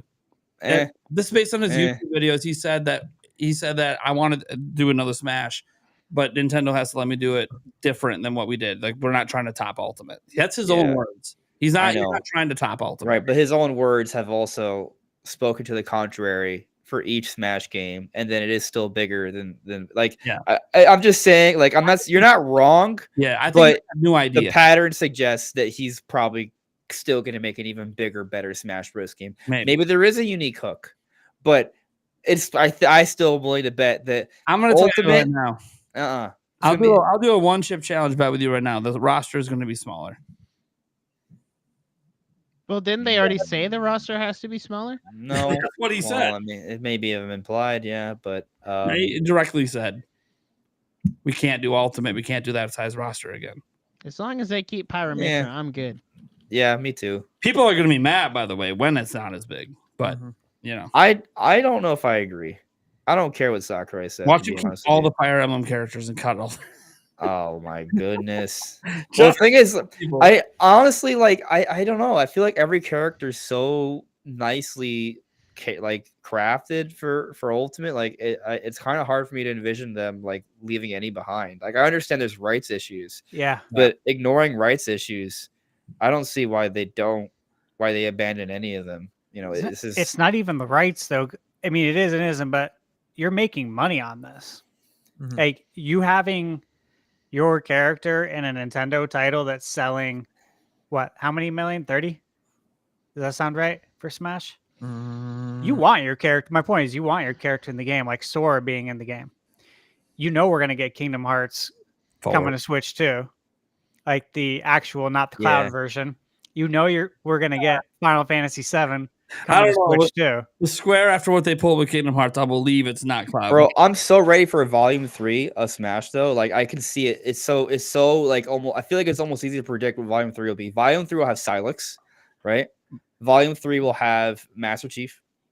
Volume 3 will have. Phil Spencer wants that so bad. What? Phil Spencer wants Master Chief in. It's happening, bro. He's basically been begging. It's haping. Give me another major third-party character. Probably out of spite. Doom guy. Phil Spencer came to him and said, got one. "We want to buy you." And now Aloy. Aloy from Horizon. Ooh, yeah. Makes sense. Aloy will be on Switch technically, so exactly. I feel like we either get Doom Guy or Master Chief. Which one? Master Chief. Ooh, I'm gonna go Doom Guy. If we're gonna get Master Chief, you gotta bring Halo over. Obviously. Halo, man. So, yeah. That's what I'm saying. But Doom got a long history. Oh no, but Halo games that. Yeah. 100%. We're on the same page. That's why I said it. There are gonna be Halo games on Switch. I am convinced. Switch 2. Yeah. It should be. Yeah, on Switch 2. Maybe Switch. I don't know. Nintendo Switch successor. They might put the original Halo Combat Evolved on Switch. That's doable. Could do the Master Chief collection too. Yeah. It's curious that Crash Bandicoot's never been in it. That is true. I don't think he's big enough to be a playable character. Maybe an assist trophy. Like Banjo, yeah. But then they threw in Banjo. At Crash has actually outsold Banjo. So yeah, that Crash Banjo is like a trilogy. But Banjo Kazooie didn't actually sell like crazy numbers. Banjo's been a big fan requested character. I don't think Conquer is on that level. Hey, Van, I'm pretty happy they give us Conquer. Don't get me wrong, but Conquer would be great. Yeah. Yeah. What if they did a kind of a Marvel versus Capcom type of thing where it's Nintendo versus third party? And they bring it, so they have like their original squad of like Nintendo, characters, and then they bring in a few, handful of third party characters that we haven't had in Smash before, and just kind of go like a Marvel versus Capcom type thing. Get Dante in there. I think that's an interesting idea. Leon, that's a pretty cool idea. Smash versus. So, yeah, I mean, I guess we can kind of transition into the last topic, which is like concerns and solutions for Switch 2, because it kind of all ties in a little bit. Because look, like, yeah, Nintendo can flood the market. They can do what they want. We have no idea how literal any of that is. They could have all the systems ready and they'll just leave them in a warehouse and just play the market as it goes. They charge you $50 more for your second, and third, and fourth, and fifth. Every one you go up, they charge you $50 more. But we talked about how like, oh yeah, how could they end up not like hitting on like how that could backfire? They would be, hey, they just don't have that killer game that everyone feels like they need to have. Like Breath of the Wild felt like that in 2016. Like, oh, I gotta play this thing. So what actual concerns for Switch 2 can we like come up with that actually might worry us a bit? Because Nintendo's got a long history of like, hey, here's a cool thing, but, and then how would we fix those concerns? So first we got to come up with a list of concerns. I got a big one. Branding. So you want me to come up with things I don't believe are going to happen? What'd you say, Nick? Branding? Yeah. Oh, that's a huge one. That's like probably top. that is. I guess my concern for this topic is that I'm not concerned. I just don't think there's going to be an issue. Pretend that you were concerned.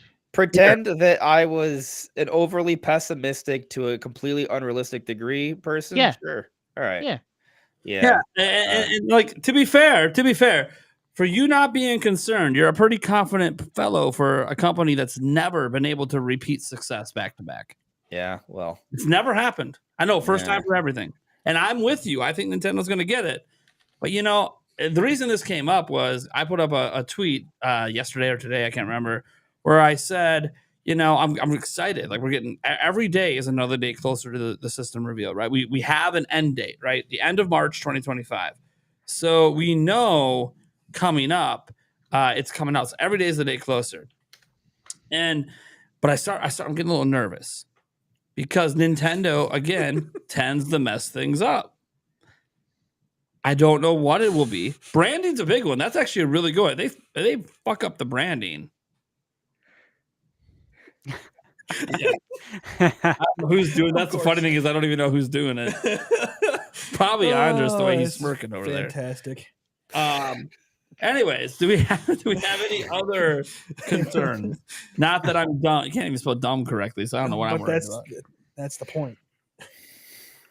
For me, I think I don't know if this is gonna be a concern, but type of thing where Nintendo, like they did with the Switch, use slightly older technology. I know that it sounds like they're gonna use the top of the line, best of the best type of bleeding edge kind of developing for it, but if they start using 2022, 2023 level hardware, like they did with the Switch where it was slightly older, that could be I can see where that could be cause for concern.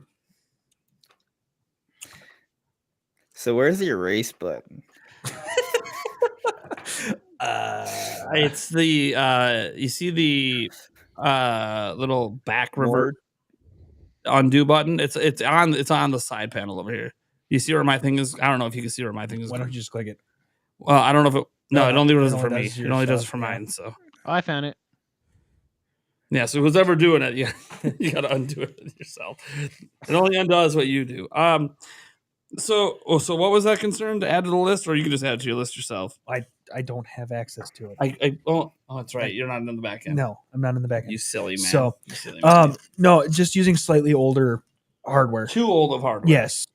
Yeah, kind of like what they did with the Switch, where it was, the hardware that they used was already out for what was it, a couple of years. Yeah, it was 2 years old, right? 2015 tech, something like that. Yeah. Yeah. Bad. Old. Yeah, so we're using almost 10-year-old tech right now. Right. Almost. Right now, technically, it was 2015 tech. Yeah, so almost 10 years. 10 years. Yeah. Let me see. Other concerns would be a major issue. I actually have a real concern. Like a red ring is death. Like some sort of like an actual is affecting like half of the units that come out. Mm-hmm. I think I think that should be a concern for hardware regardless. But I also think that Nintendo has been in no rush with Switch. I mean, okay, right. I'm not supposed to offer solutions, so I'm just gonna shut up. Yeah, we'll get to the solutions after we get to. Yeah. I'm in full counter mode for all these because I'm. Yeah, I know you are. Yeah. Like, I'm that's on the right side of this, not Yeah. the left. But you said you had one on us. What is it? I think this is a legit concern. Analog triggers. Why am I yellow? I don't know how to change this. Oh, there we go. All right. Yeah. Oh, that is ugly. It's very basic. It's white, figuring it out. very basic, but it works. Gets the job done. Okay, apparently, I'm picking black, but it's gray. Sure. Whatever, man. I'm gonna write one. It's not great. I think it's just like lacking in opacity for some reason. What are we putting on bad? Whoa, anal. Whoa. It's lacking anal. That's a problem. Anal. That's the problem. Pricing. Yeah. Yeah, I think we got to talk pricing. Yeah, just draw them on this bad boy. Yeah, right. Yeah, if we don't have personal concerns, we could probably give general. What are general concerns that happen with every new system launch? What if there's no backwards compatibility? That would probably be an issue Yeah. for a lot of people. At launch, I think it would be. This whiteboard is getting. I don't know what is happening right now. There's also a typing box, guys. You can just type the text. You should have said that a long time ago. T? Yeah, T button. Next. Yeah. You can type it. You can resize it. It's too late now. Why do you think concerns look so nice? You think I hand wrote that? I was don't know, having fun watching you maybe guys do took it. a lot of time. I was with you, Stash. I was with you. Yeah. There's Like, this is amusing. Too. Just hit T on your keyboard. Yeah. Anyway. Oh shit! I just because we're gonna have to at some point because this handwriting is getting taking everything up. Yeah, they don't fix the drift. Drift is still The joystick. So that would be. Yeah. Let's throw that in a hard. I'm gonna put that in a no. hard bad. No, So I mean old it's and probably bad. more similar to probably Andres with analog stuff with the triggers and stuff like that. Probably more than the. What if How do I move you this? know what? I don't know if this will be a huge problem, but Mhm. but if you guys remember when Switch launched, it was unfinished. The OS was unfinished, the features were unfinished, NSO was unfinished. Yeah. I don't think that's gonna be an issue this time because obviously they're not rushing it out. But what if like they have all these ideas for features and they just don't work? As an example, they promise we can message our friends again, but then we can't. Like I don't know that it would end up being something that kills the platform, but it's one of those, yeah, that still sucks. That still ain't great. What if there's backwards compatibility, but NSO doesn't work day one? Yeah, that would suck. Like, that's a lot. Dude, there's Feature parity. Terrible feature parity. oh man. What if they get rid of the traditional controls? What is going on? That was one thing I thought is like, I hope they don't try to reinvent the wheel. I don't know what these people are doing. You know Right? what I mean? Like They're we already not- got a great controller. Yeah. I mean, obviously the Joy-Cons had its issues, but Mhm. my point is that the standard controls work. What if we go from like a standard controller to a Wiimote kind of thing? That's what I don't want to see. I don't want to see them reinventing the wheel. There's no need to. What if they go? Oh my god! You guys remember one of the patents for Switch back in the day that had a screen going around two joysticks? What if it's Yeah. that and the buttons? There are no buttons. It's just touchscreen. Oh, that'd be horrible. No, please no. Ugh. Please, That'd be please, horrible. no. Might as well be, cell phone games at that point.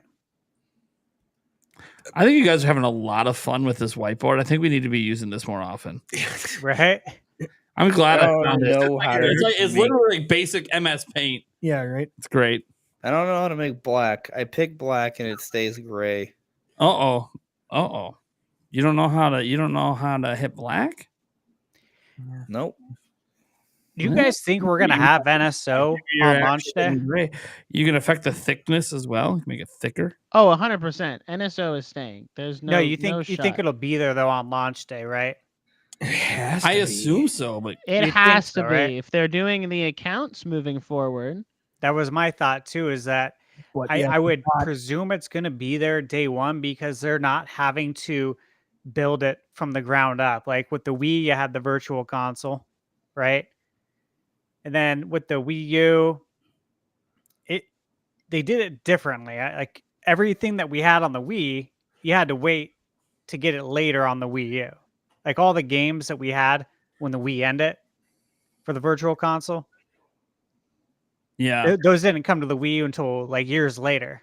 You know what I mean? Which sucks. What about this in general? This would just be weird. I don't think it's possible, but the only thing Nintendo is technically confirmed is coming to the platform is Nintendo accounts, right? They keep bringing up Nintendo accounts, Nintendo accounts.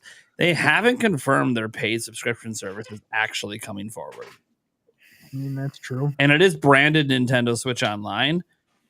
And last time they rebranded something, they rebooted the entire thing. Mm-hmm.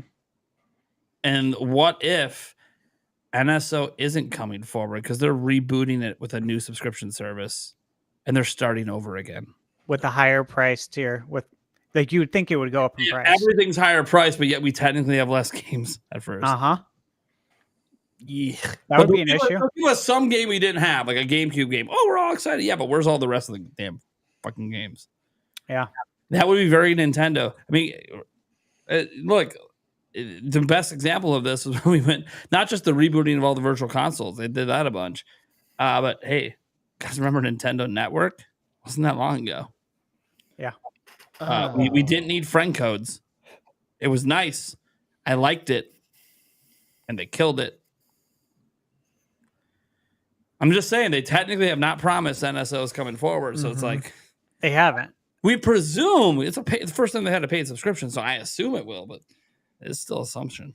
You'd think they would want to, right? You'd want to make that very simplified, not an issue.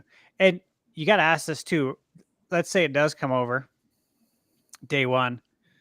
Nintendo's got to make sure that that works for both your Switch and Switch 2. Like I shouldn't have to choose, just like with PlayStation, right? I got the PS4 still, and I got my PS5, and I can access my PlayStation Premium on both consoles, no problem. So you should be able to do that with the Switch, no problem. You know, it just doesn't seem that hard. Like this seems like an easy win, and if you don't do it, people are going to cause an uproar. It's going to upset a lot of people. People are going to be confused. Again, the last thing you want to do at launch is confuse the consumer, because we're not the main consumer. You know, Yeah, mine. us, the chat, everyone in the chat, we're not the main consumers. Like we're the hardcore gamers. They need to make sure that the people who are not the hardcore gamers understand this, and that's very simple. Yeah. So, all right. Well, let's start with maybe I think some of the solutions are pretty easy to sum. Like, the hardware is old. Okay, just don't use old hardware. Well, yeah. Right? Like use something more modern that's reasonable for the price point. Seems like that's what they're doing, but we don't know, obviously, because nothing's been revealed. Analog triggers obviously just have analog triggers, or just anything to do with their controller. Like just do it better. Hey, let's go with the Hall sensors or something else. Like let's just do it better. Bring the D-pad back, standard. Something like that, or fine. I know some people actually like the split D-pad, and that's fine. And I understand why they did it with the split Joy-Cons. Make the Joy-Cons more ergonomic, stuff like that. So we don't necessarily have to buy. So many people don't feel like they have to buy grips. Some people still will anyways, but at least make it so it doesn't feel like an obligation for some people. Bad launch game lineup. I don't think that's possible. Oh. Hey! We don't need your solutions or positive thinking here. All negativity. We're at the solution stage, Andres. We're at the solution stage. Oh, okay. Well, Obviously, all of this is launch with a bullshit. bad lineup. I will say there's two things on this entire list that worry me the most. Well, I could argue a third, but I'm not too concerned yet. One is the branding. The other is the launch lineup, which I don't think is going to be a problem. But I actually looked up Nintendo's history of launch lineups, and they've had some pretty bad launch lineups. And that has always seemed to coincide with the system not doing well. Yeah. Now, I'm not saying that it'll be the death of the system. It wasn't the death of the 3DS. It bounced back. But it is something to just kind of pay attention to a little bit. Like if 3D Mario and Mario Kart, let's just say those two games aren't happening. We're not getting those at launch. Right. Oh, shit. It's not Metroid Prime 4, time to buckle up. Metroid Prime, dude. If Metroid Prime 4 has to carry, I would be concerned. Hear me out. I would too. The cross-gen game, I would be concerned. Hear me out. Either Ocarina of Time remake or Twilight Princess 4K. No, not Twilight Princess 4K. If they do Twilight Princess as a launch game again, it's got to be remade with Wii U tech demo or better. All right, then I'll go with Ocarina of Time remake. Yeah, that also would think that's Wii U coming. Tech demo better. I think that's coming in 2026. A full-blown remake of that level could be a seller. Absolutely. Oh, it would definitely be. It's the highest reviewed game of all time. Still. Yeah. Capitalize off the Lego set that came out a couple months before. Yeah. It would be better than Steel Diver. You got to give it the Final Fantasy VII remake treatment. But I think we all agree, like the answer to the bad launch game lineup is have something that people really want. I gotta say this though, but didn't we hear that the rumor, right? That Switch was delayed was because of the software, right? The Switch 2. Well, that's a some that was the some internal reports of it. rumor. So More speculation than rumor, but yeah. what if they wanted to make sure they just had an amazing launch lineup? Yeah, well, that speculation / rumor was about obviously trying to repeat Switch, right? Switch had 9 months of incredible releases, just nonstop. And the idea would be, hey, yeah, even if the launch game might not be it for you, dude, you only gotta wait like a month because like every month we have a banger dropping. So you want me to tell you what the solution is, right? The solution is what Nintendo's already done, right? They unified their gaming divisions. They focus on one platform. Their software pipeline has been more consistent than it ever has been. If you look at the software output for this year and you compare it to how it looked in 2016 across both 3DS and Wii U, technically even back then they had a greater quantity, but overall quality is pretty much on par. And that was the year before 2017, which is argued to be the best year in Nintendo history, right? And so what we're looking at this year, some people look at the lineup and are like, oh, that's just too good of a lineup to have a good 2025. Well, no, the way this lineup looks is pretty much on par with 2016. It's just on Switch instead of 3DS and Wii U. So I think, I mean, we've seen so many games that Nintendo's been sitting on. Nintendo, I mean, you actually look at the games that are coming out for this holiday. ILCA is supposedly making Mario and Luigi Brothers ship. Grezzo is likely making Echoes of Wisdom. Mario Party is being made by ND Cube. These are Nintendo partners. The big Nintendo studios have been working on things. Monolith Soft, we now know, is taking a break here. If you follow their pattern of release, that suggests they have a game ready for next year. We don't know what the 3D Mario team's been working on for like over half a decade. Same for the Mario Kart. They're primed and ready. Metroid Prime 4 is confirmed for next year. Legend Z is confirmed for next year. I think we already know. Like, the lineup's ready. They're going to have a good lineup. And maybe, yeah, the reason they delayed it a few months is just to make sure everything is good.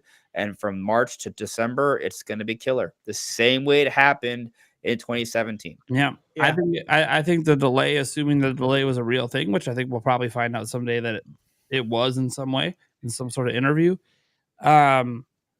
I don't even think it was like the lineup. I think it was the launch game. I know the 3D Mario games are working a long time, and I firmly believe it's launching 3D Mario. Yep. I think there was a snag that happened, and they said, you know what? Let's push it 3 months. Let's push it 3-4 months. We just need that little bit of extra time to make sure this game is perfect, because they're going to want it to feel like that Breath of the Wild moment for Mario. Mario hasn't really had that moment technically. Maybe Mario 64, but then that you could argue Ocarina of Time then. So you don't think Mario Odyssey is the best selling 3D Mario game ever? Yeah, it by a long. It's not even close. All right. So what's your metric? Well, the metric is Mario itself, though, has sold more than that before. So like it's incredible for 3D Mario, but also Breath of the Wild wasn't incredible for 3D Mario. Breath of the Wild was incredible for Zelda, period, or for Zelda at all. Like it was incredible for the entirety of Zelda. So I think the metric for Nintendo is probably, hey, 30 million, buddy. Miyamoto just told us. Yep. They want it to be a 30 million plus seller, whatever this launch game is. They're not expecting it right away, of course. They'll be over the lifetime of the system, but they want the launch game to be that next 30 million seller. Could be Mario Kart, obviously. Mario Kart probably a given at this point. The next one will hit 30 million so long as Switch 2 is popular. Yeah, Switch 2 has got to be popular enough for it to happen. But I think that's the metric. They want to hit 30 million with the 3D Mario game, which they've never done before with the 3D Mario. They've only ever done that with side scroller. So we'll see. I think we're going to have a very, very solid, probably the best third-party launch lineup that Nintendo's had. Probably, yeah.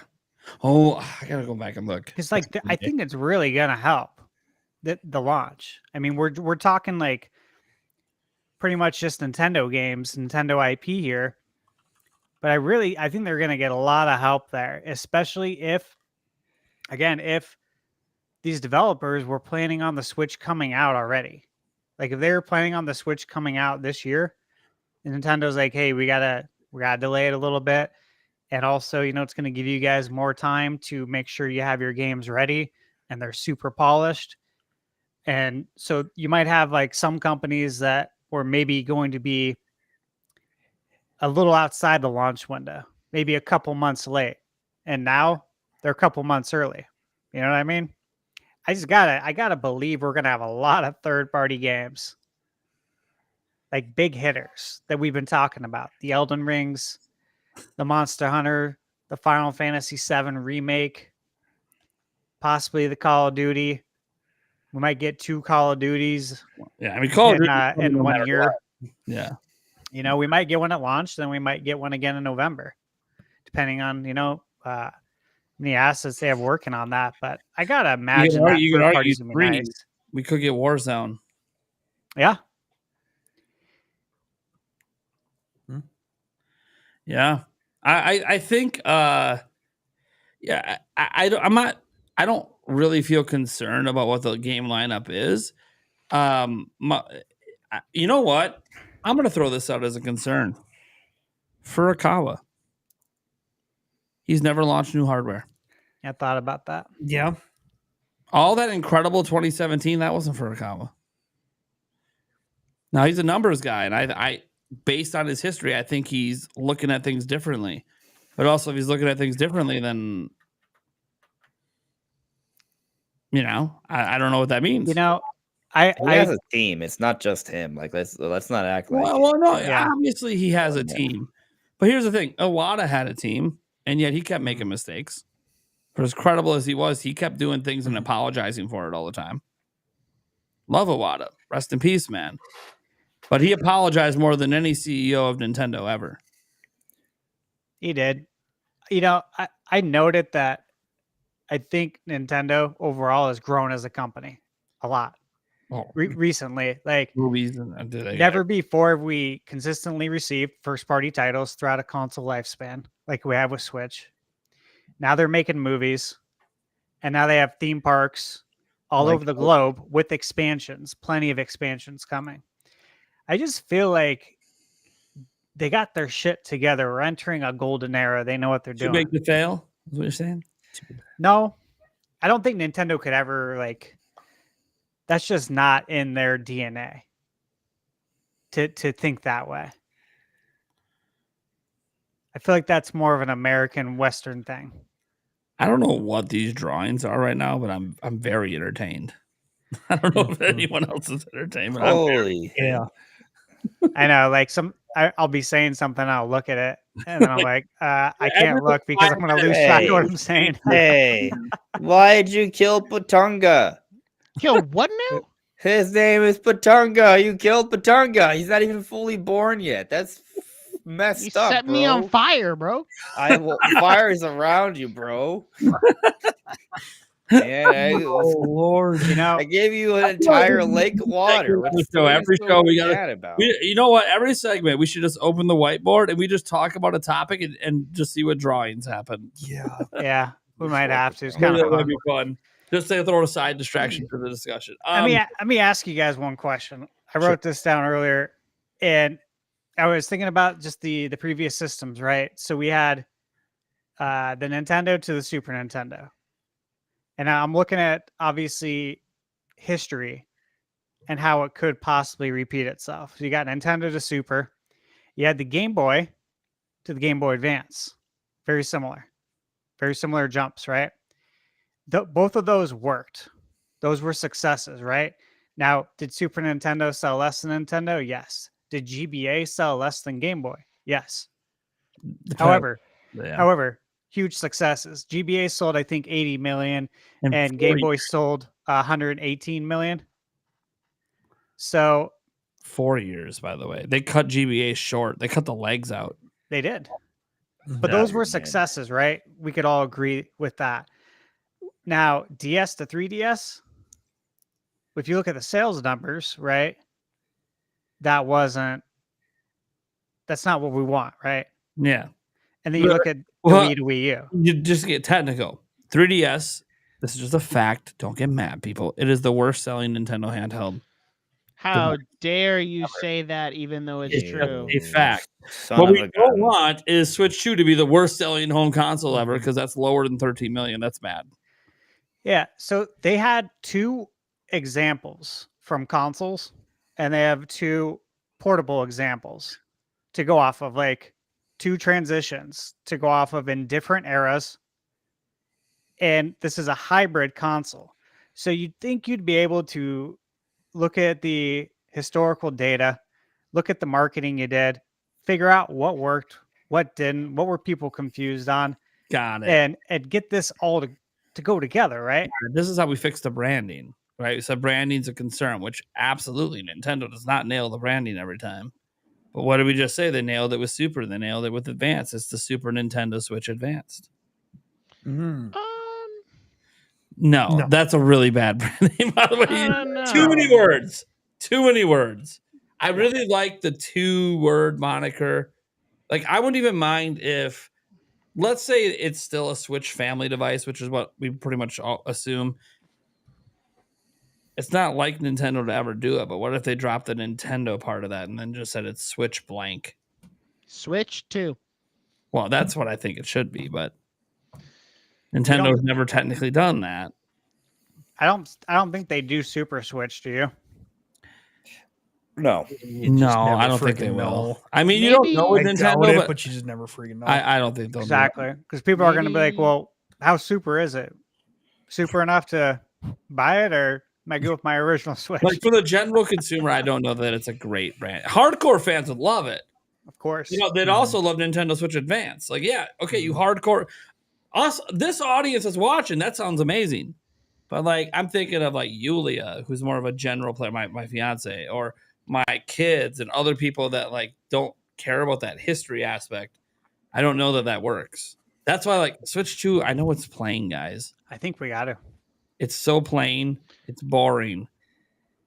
But there's a reason everyone else in the tech industry uses numbers, because it works and people understand it and they've been trained to understand it. They have. I think we have to do Switch too. And here's the thing, Nintendo, I don't think you're ever going back to 2 systems. So if you're just going to keep having a hybrid for the foreseeable future, then you're lining up this branding for future Switches. Man, I just want to point out that the fire was magically going around the turtle. It wasn't actually hitting the turtle.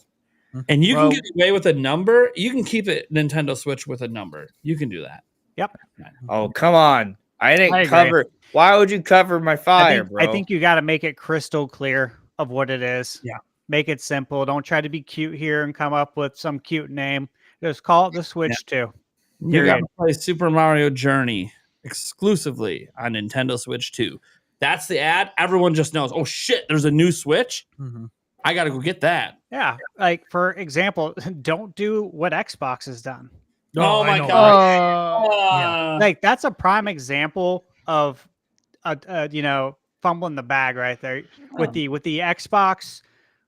You had the Xbox, then you had the 360, and then what? You go backwards to the one. Everyone's like, oh, it's gonna be 720. No, Yeah, that's what we one. thought. What the? I still remember when the Xbox One was selling better than the Xbox Series because people thought the Xbox One was the Xbox Series. Exactly. I thought the Xbox One, because they went from like Xbox One to No. 1S to 1X No, that was to the then thing. the Series People to then thought Series X. people were buying Xbox One X's instead of Series X's, thinking it was the same thing. And the funny thing is, everything was cross generation. So who the fuck would know? You still play the same game.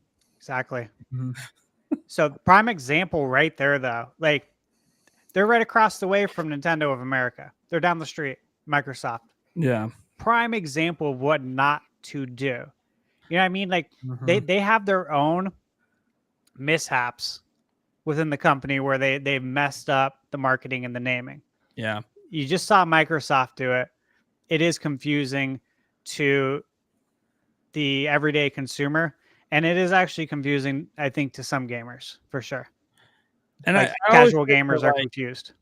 I've never understood this about Nintendo, why they didn't just look in their own country and go, hey, Sony figured this out like 20 plus years ago. Use numbers and people know, and you'll sell 100 million every time because people just know it's the next PlayStation. Exactly. Now I get, because Nintendo's different. They've done in some wonky directions and done different things. I understand they want the brand to represent the thing, and I get that Switch is technically that as well. Switch represents what it does. It switches from TV to handheld to tabletop mode, and that's fine. But I also think for the first time in Nintendo's history, they have a concept for a console that I don't think is going to feel dated for a long time. DS felt dated when smartphones came out. Okay, the whole touchscreen thing using the stylus, smartphones kind of came in and be like, okay, there's better ways to do this, and now it's something that's in my pocket all the time.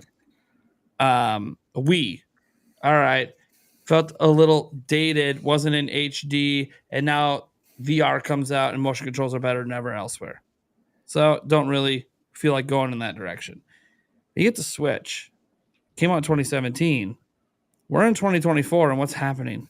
Everyone's trying to make the same thing. They're trying to do what Switch is doing, which means the concept isn't old.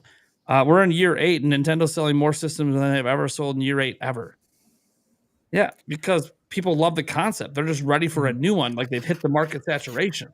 It's time for another. So this is the time to go with numbers if Nintendo's ever had a time. Could you see Nintendo being cute and going with, and this is, I mean, cute's not the right word, but bold, going with Switch 2, but instead of calling it Switch 2, they use the Japanese word for 2. What is the Japanese word for 2? It's like knee or something like that. And oh no, Switch knee. No. Here's the thing. Please, Eric, yes, I could see them doing it, but no, please. Because no, 3 would be San. Michael Scott. No, God, yeah. No. Yeah. Just no, please. The Switch Ichi Nissan. What if they spelled it TOO? Like, look who's talking to. Yeah, right. It'd be interesting. Yeah. I'm sure no one in chat even knows what that movie is. So I think only 2 things left on here. We haven't really talked about the money. Yeah. I mean, the solution is just don't sell it for too much. Yeah. $400 is your cap there. Yeah, I don't think you can go higher right. than 400. I mean, I think 400 is blow it out of the water. I mean, if Nintendo hits 300, it's fucking great. Yeah, it's not gonna happen. Yeah, I don't think so either. Switch OLED right now is 350. Yeah, I think minimum. I mean, look, I think 350 is the minimum. Like it would be just as high as their current one, but yeah, probably 400. I don't think they can go higher. 400 would probably still feel like a steal. Did you cover the branding already? I was just distracted. Yeah, we were. That's what we were literally talking about the last like 20 minutes. Yeah. I mean, I was listening, but I don't know 400.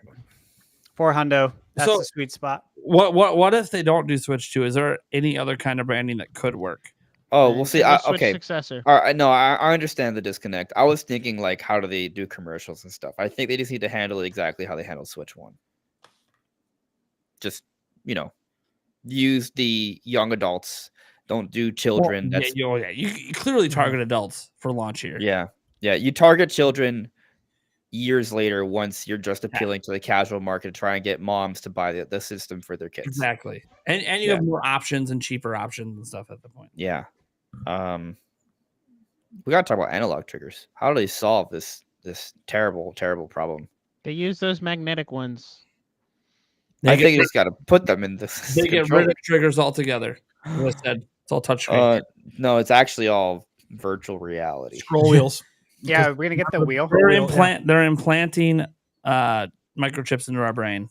Yep. You just think and it works. Eventually, it's probably gonna get there. So, would you rather have analog triggers or scrollable shoulder bumpers? Scrollable shoulder buttons. I said bumpers just so it's clear. Yeah. I know what you mean. The RL, not the ZLZR. It's the so you're talking about putting the scroll wheel here. I'm assuming, like on the L. Yep, L1. That's where it would be. I'd rather have the scroll wheels. That's where I always imagined it to be. It adds a new and Sakurai's drawings. That's where it was. That's a pitching to like Nintendo. It was to basically change the Z button. Right? The crazy thing is, like, that original concept came up with that weird airport thing, and then all of a sudden years later, Sakurai's like, "Oh yeah, I've been pitching this idea for years to Nintendo." It's like, what the fuck? So that was a real thing. I don't know if they ever prototyped it, but he's been pitching it. It's crazy. I'd rather have the scroll wheels because I think that it adds a new way to play, bro. and new functionality to games. That Breath of the Wild remaster that I don't want to believe exists. Dude, inventory selection would be so sick. Yeah. Oh man. Yeah. It'd be so smooth. Like that's one thing. Like I use the scroll wheel on my mouse when I'm gaming. It is so nice. Like I'm like, God, if that was on a controller, that would be so sick. Or imagine you use it for like a quick 180. Yeah. There's so many ways you could use it. As long as Nintendo lets you map everything that they let you do on, to customize your controls. Yeah. Oh man. And that would be a good way to add in a gimmick without doing anything too crazy. Yeah. Well, it would still be pressed in for a button. Yeah. Yeah. It's not like that goes away. So haptics would be nice, Yeah. Oh, dude, if they can get the PS5 haptics, that'd be. Bro. If they could give us the tech in the PS5 controller, that would be huge.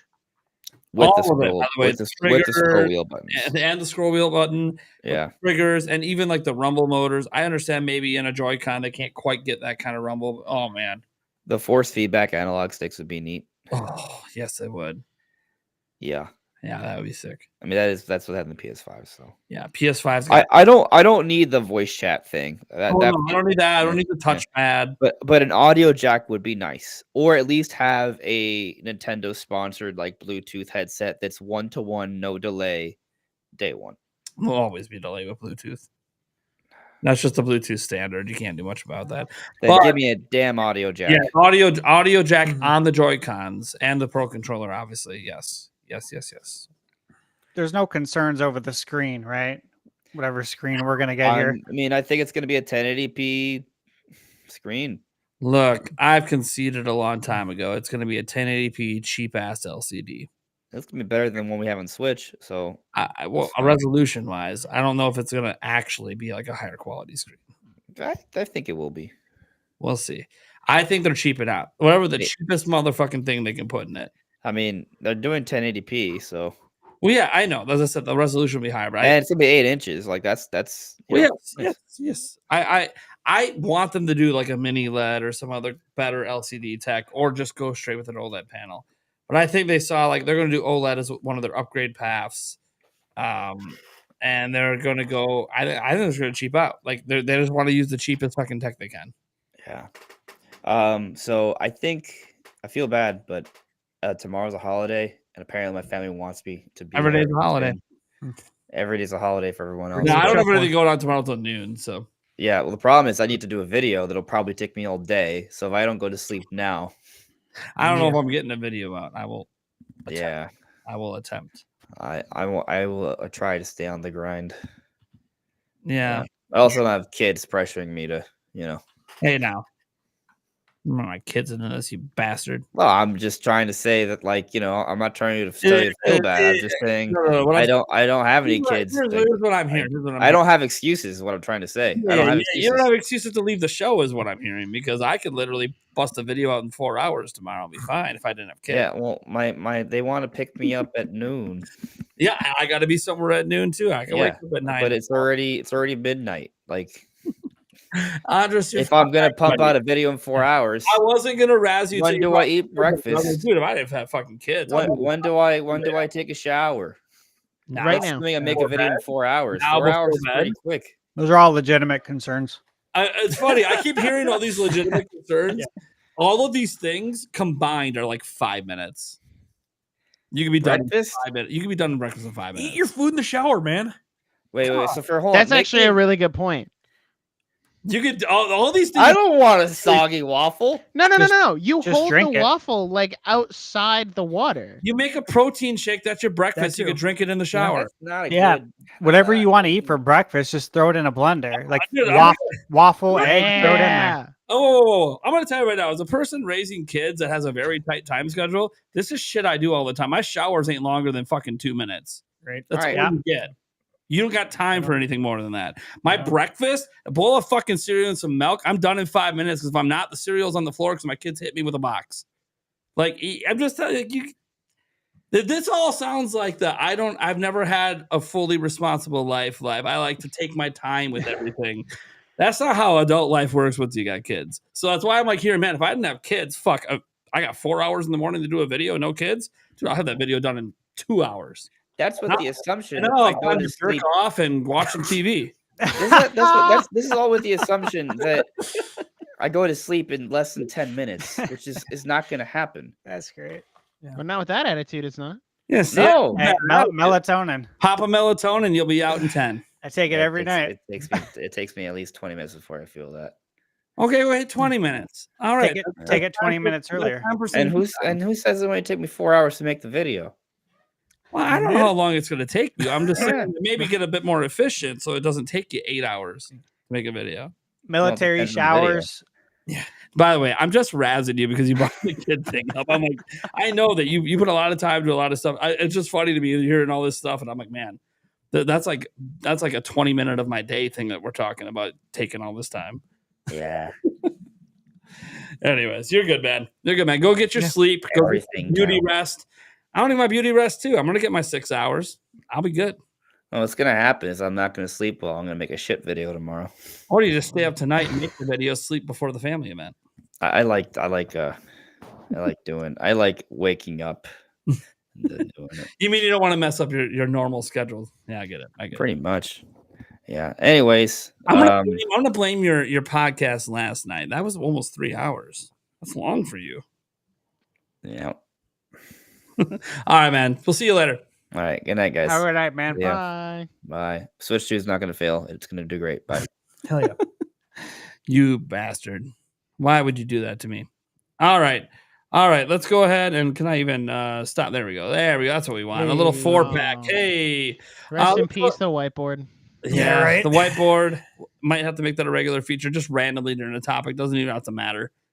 Because then I'll start drawing some random stuff. Yeah.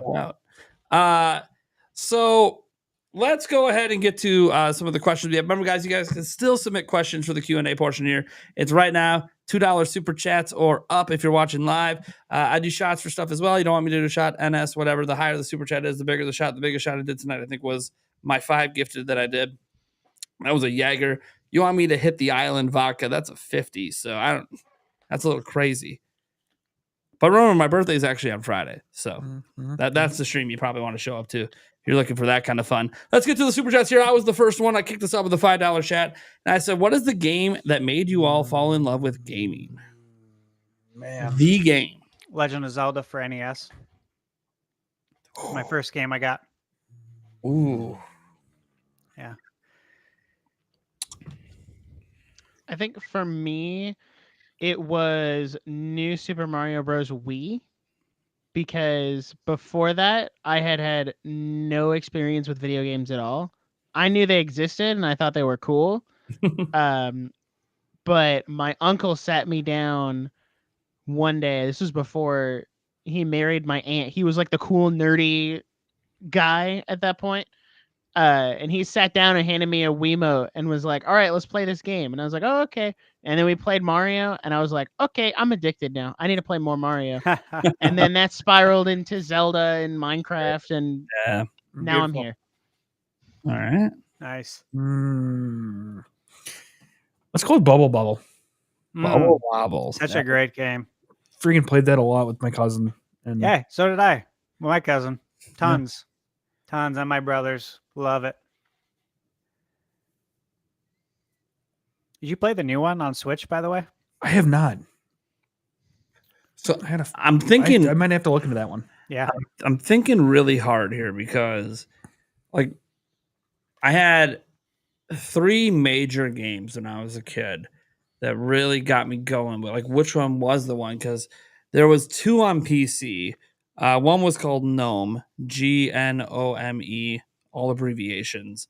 It was like a mech style game that I experienced. It was on my grandma's computer of all things. I think it was one of my either my dad or my uncle's games they had on there.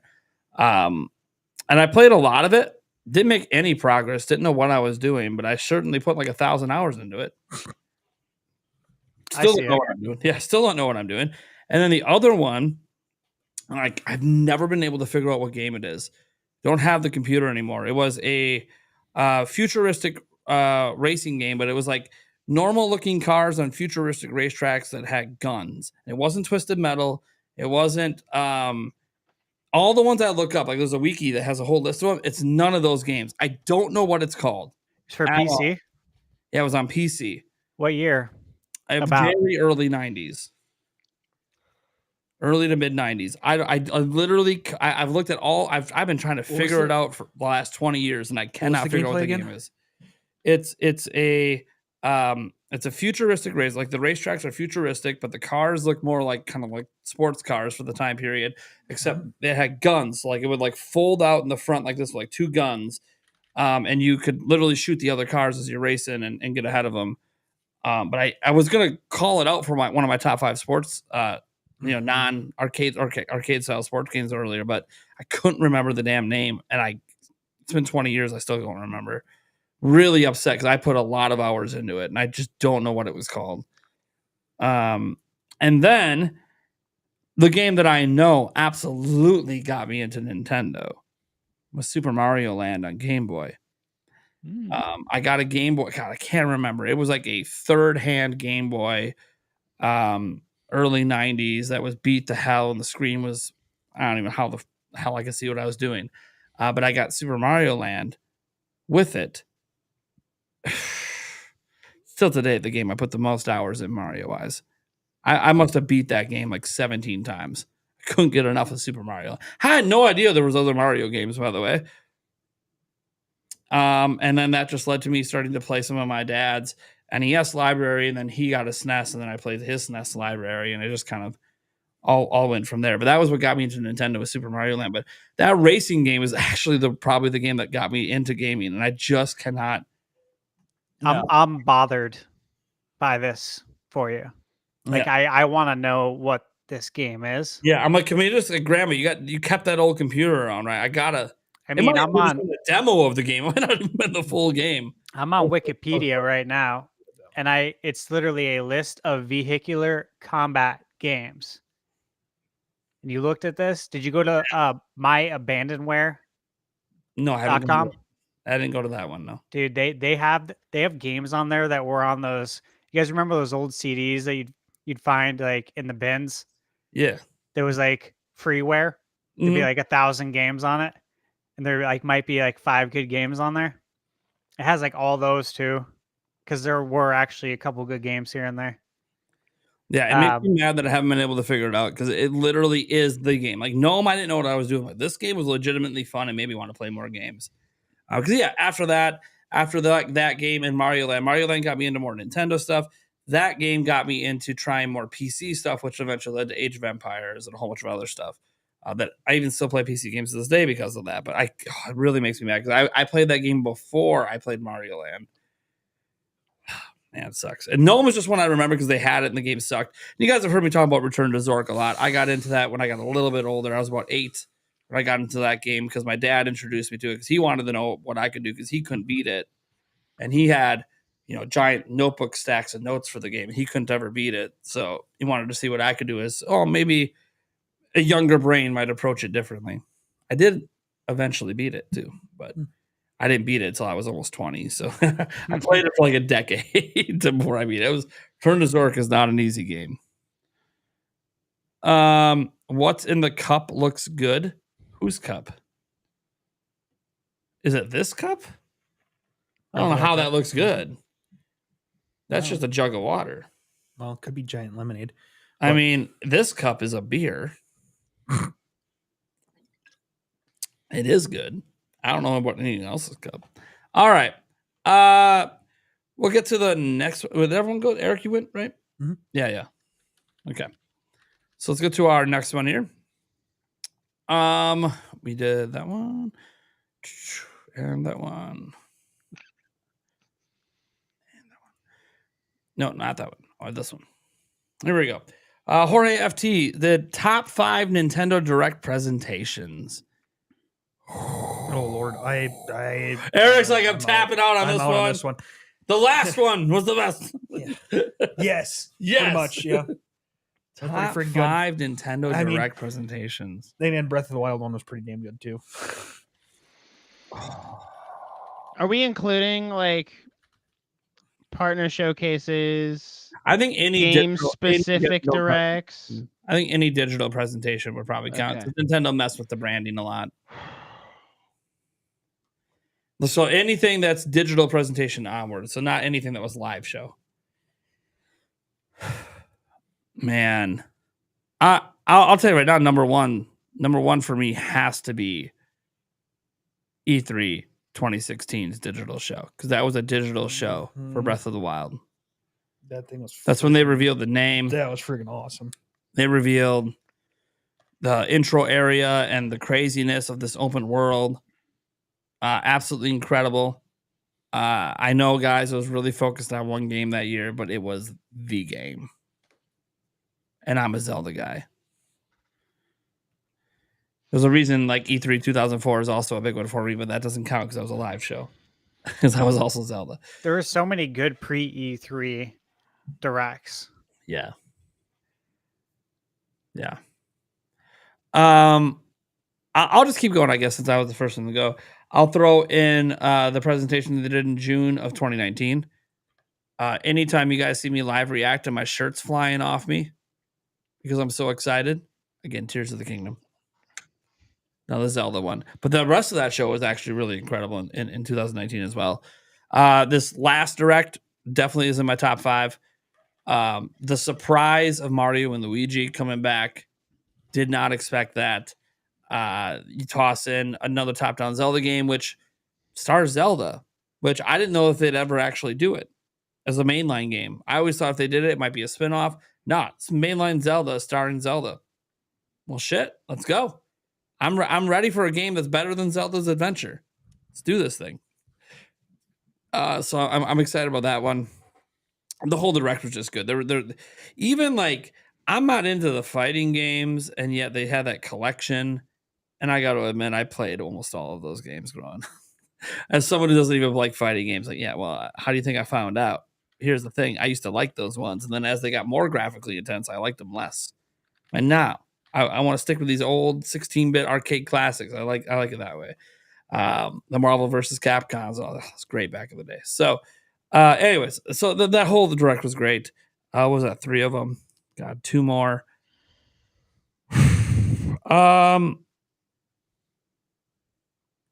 No, that was live. I was going to go with the 2017 thing, but that was a live show, so I can't do that one. Let's go with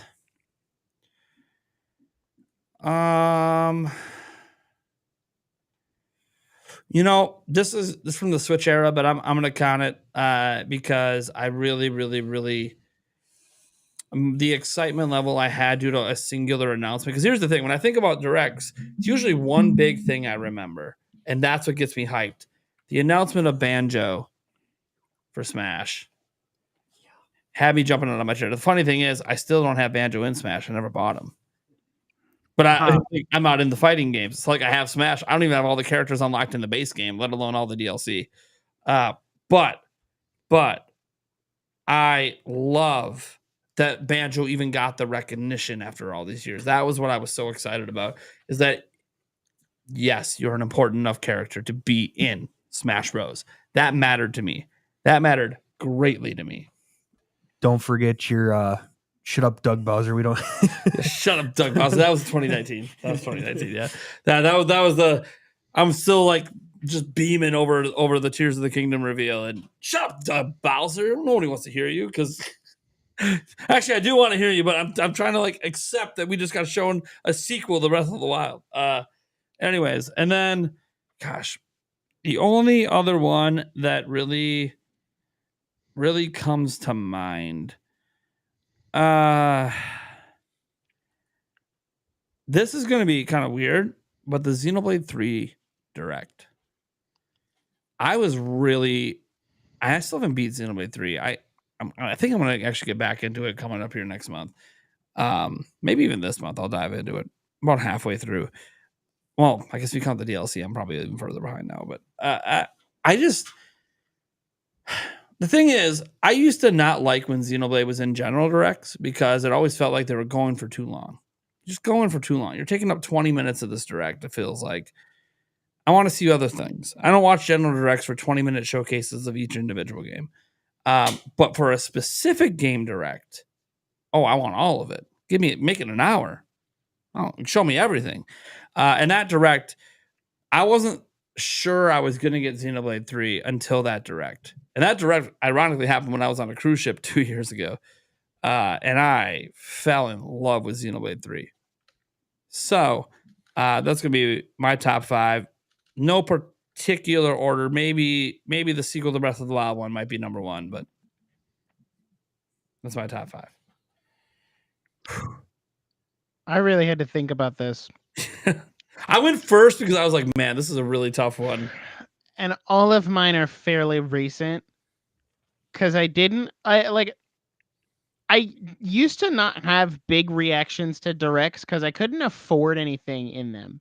Oh, sure. So it was like, oh, I get to watch all these advertisements for games that I will never be able to afford. Yeah, I've been an adult the entire time directs have existed. So these are in no particular order because I just can't rank them. One is definitely June 2019 with the Tears of the Kingdom reveal. I remember I was sitting on Discord with one of my friends. We were watching it together and we thought the direct was over. They had done like Link's Awakening, Luigi's Mansion, Fire Emblem. We're like, oh, that's pretty sick.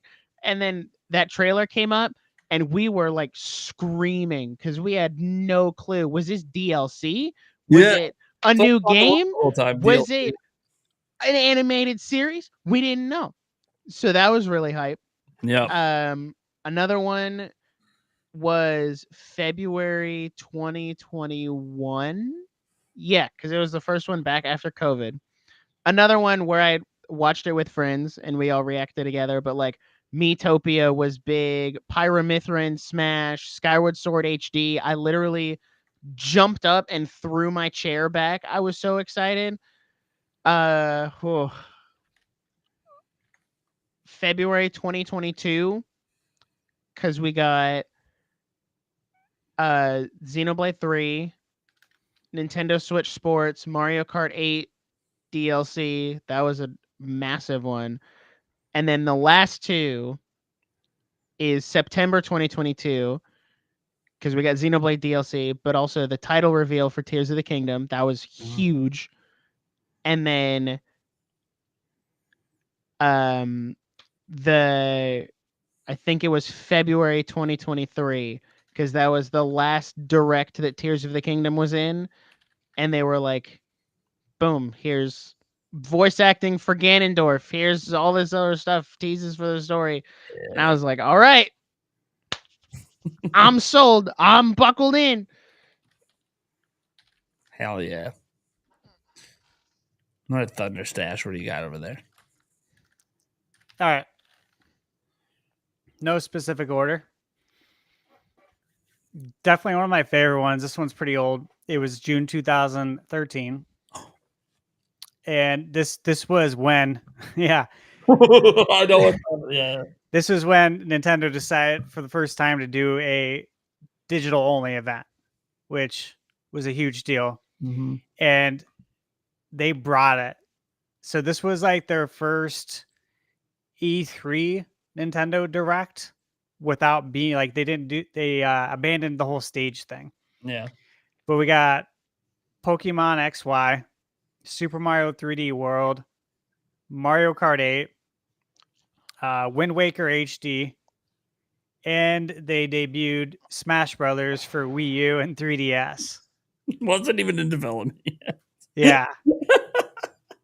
I remember that. They announced Mega Man was joining the roster too. I love the interview with Sakurai like 2 days after where he's like, yeah, I knew they were announcing it. We haven't even started making it. Like, yeah, that was wild. I'm like, what? That one was very good. How are you going to make this work on 3DS? And I don't even know. There's so many Nintendo Directs too that I can't like fully remember the ones where they had Reggie doing something that was turned into a meme, like the laser eyes. Oh yeah, I mean, look, if we're gonna shout out any of that stuff, I mean, obviously, right. the final direct before Iwata passed away, that was the one that had all the Star Fox references and the puppets. That one was badass. That one was so good. So all those were fun, but what else? June 2019, and you mentioned this one too, right, Nate? The one with Banjo Yeah. Kazooie being added to the roster. That was freaking amazing. And of course, Tears of the Kingdom was announced. But when they showed Banjo, I was like, oh my God, are you kidding me? I was so happy because, you know, it was tough, the breakup with Rare. It really was, especially knowing that like they didn't do anything with Rare. Viva Pinata, It baby. ceased to exist pretty much. Yeah. So that was very cool to see that happen. And it got me thinking immediately, like, oh my God, could we get other stuff coming from Rare over to Nintendo? Are we back? Is that when the Rare Replay rumor started? Oh, we're gonna get Rare Replay. Still don't have it. Still don't have it. Maybe switch to probably not though, because those games are pretty much coming out on the NSO. Yeah. So it just doesn't make sense, I guess. But June 2018 was the Smash Bros. Direct where they did like a 20-minute deep dive with all the characters and everything. That was awesome. Everyone is here when they Yep. that was sick. That was sick. That was so good. Every prior Smash game, every character's here. You're like, wait, what? Yeah. That was mind blowing. It was really, really cool. I was very hyped for that. And then my last two are actually the last 2 years. And I don't think it's recency bias either, because June 2023, we were all in that period.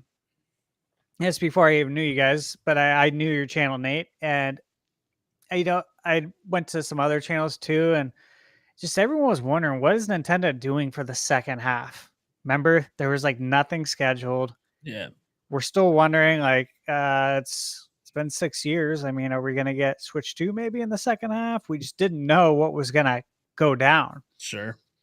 And then they dropped all the games they did. It was like Pikmin, cool. Super Mario Wonder. I was like, yeah, wow, I was not expecting a new 2D Mario that looks this good. And then they announced Super Mario RPG, and I just pretty much shit my pants when they did that. I was like, you gotta be freaking kidding me. I just, one of my all-time favorite games. Truly love Super Mario RPG. So I could not believe that. Mind blowing. And then the last one would be this year. This past June, last month. That was amazing. I didn't think we were going to be getting the games that we're getting now. Like I didn't expect Mario and Luigi to make a comeback like it has. And I think I own all the games physically. I love Mario and Luigi. Bought it on the GBA when it came out. Great series. I know a lot of people, there's probably a lot of people who haven't played it, and they're going to love it. So I'm excited for that. But yeah, I was not expecting to get those games. I was not expecting to get a new Zelda. So yeah, a lot of recent ones, if you think about it. Yeah. I mean, for as long as directs have been going on, most of them are here in the Switch era. That's awesome. That's awesome. Yeah. All right. Let's see here. Our next one. Mackerel did 10. The thing is was to something we were talking about earlier. He says, give me the barista, Rhythm Heaven, Master Chief, Dr. Eggman, to be Gino, Impa from Hyrule Warriors, Age of Calamity, Raven Beak, Arthur from Ghouls and Ghosts. Oh, there's a callback. Sea from Pokemon, and Alucard. All right. And then we just had one come in. I don't know how many of you guys can rate this. Let's see. You want us to rate Steel Diver? Hold on. I think I've played this. I owned it because it was the only thing to buy. Yeah. Like, I bought it. There was nothing.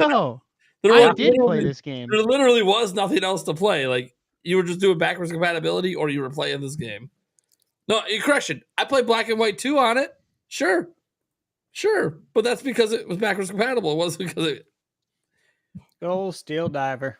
I only played the demo, so I'm gonna give it 2.5 out of 5. It was all right. From what I remember. That was a long time ago. Steel Diver. Well, I remember being unimpressed as the game that was trying to sell me on the system. I had more fun with Face Raiders. That was for sure. Face Raiders was the bomb, man. Face Raiders and those AR cards were pretty sick too.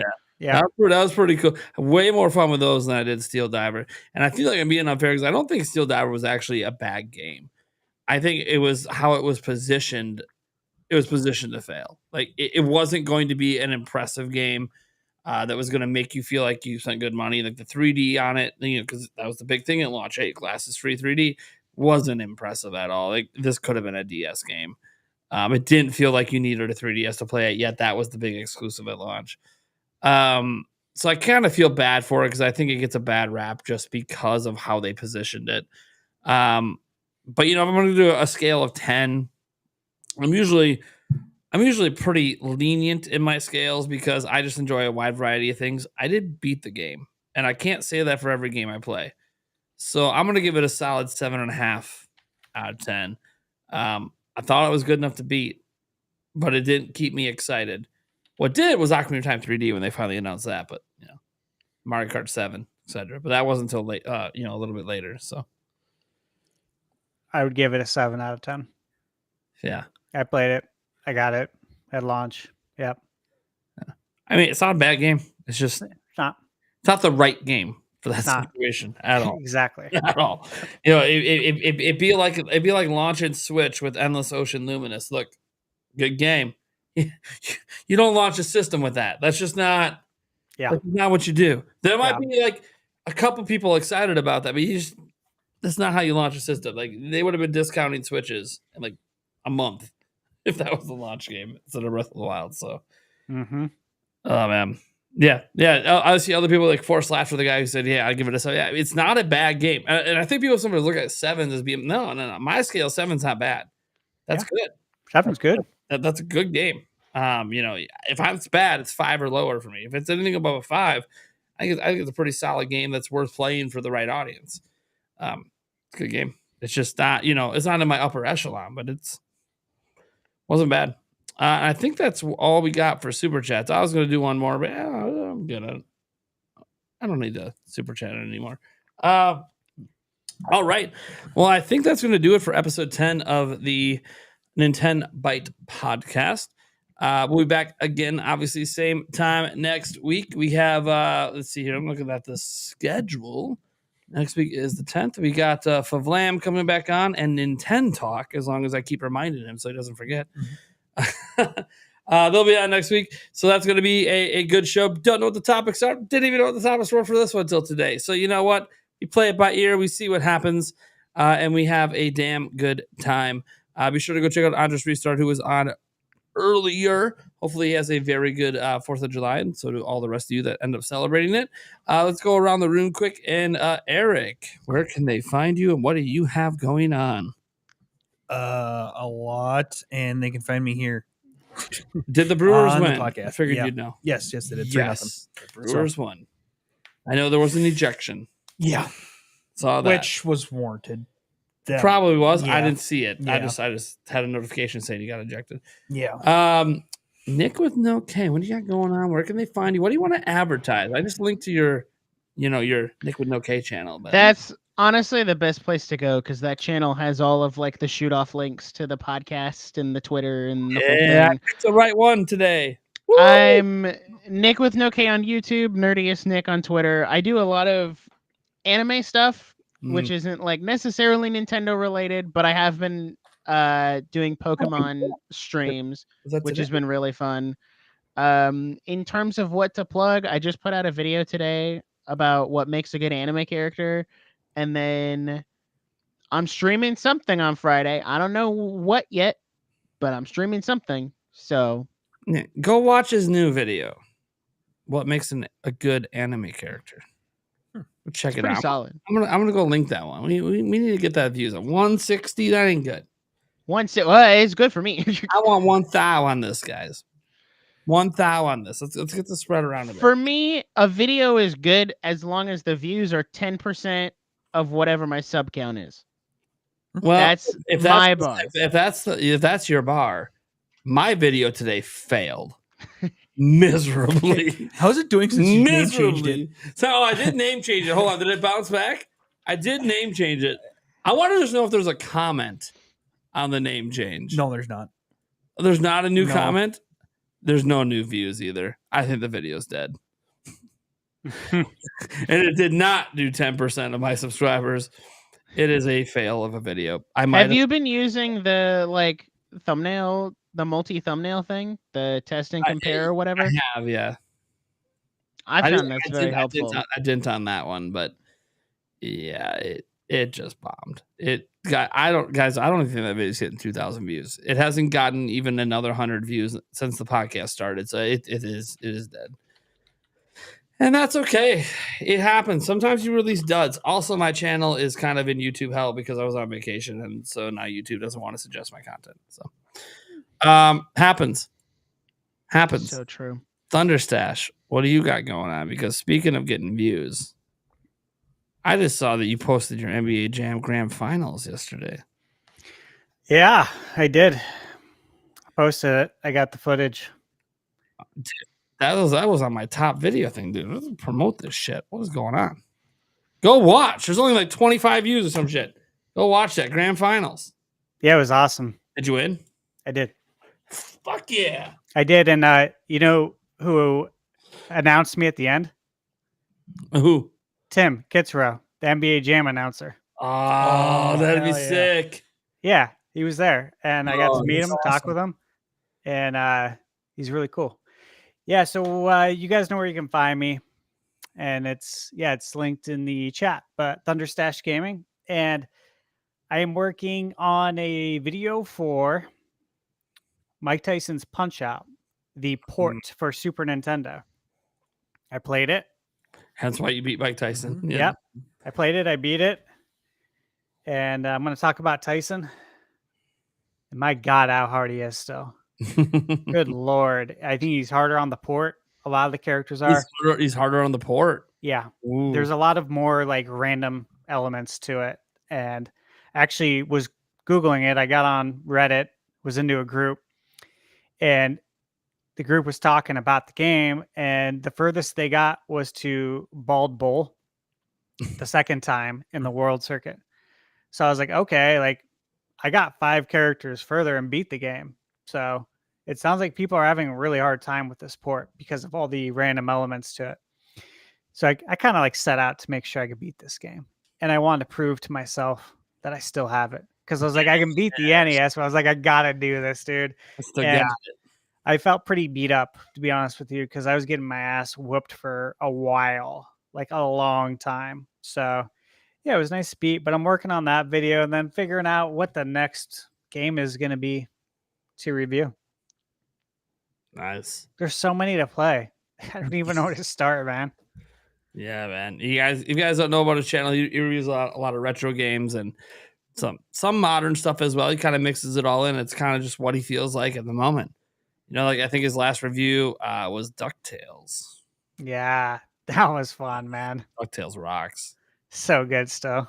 Yeah, but see, he does do modern as well. You got Paper Mario 1,000 Year Door, which technically is a retro modern, but hey, it all works out there.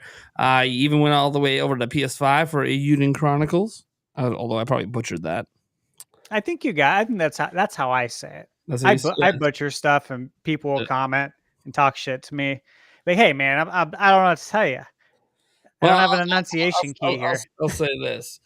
When you did the Ninja Turtles one, the Wrath of the Mutants, yeah, I was so disappointed. I ended up not buying the game because of your video. Well, I'm glad that you I swear to you, when I got done playing it, I knew obviously how I was going to review it. And as someone who wants to review games, right, for a living, it's like you got to let people know the truth. Mm-hmm. It's not about being nice to a developer. I'm not a paid person.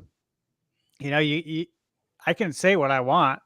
Yeah. And dude, that game was trash. And I'm like, I don't want anybody, That really disappointed me. Especially in this economy.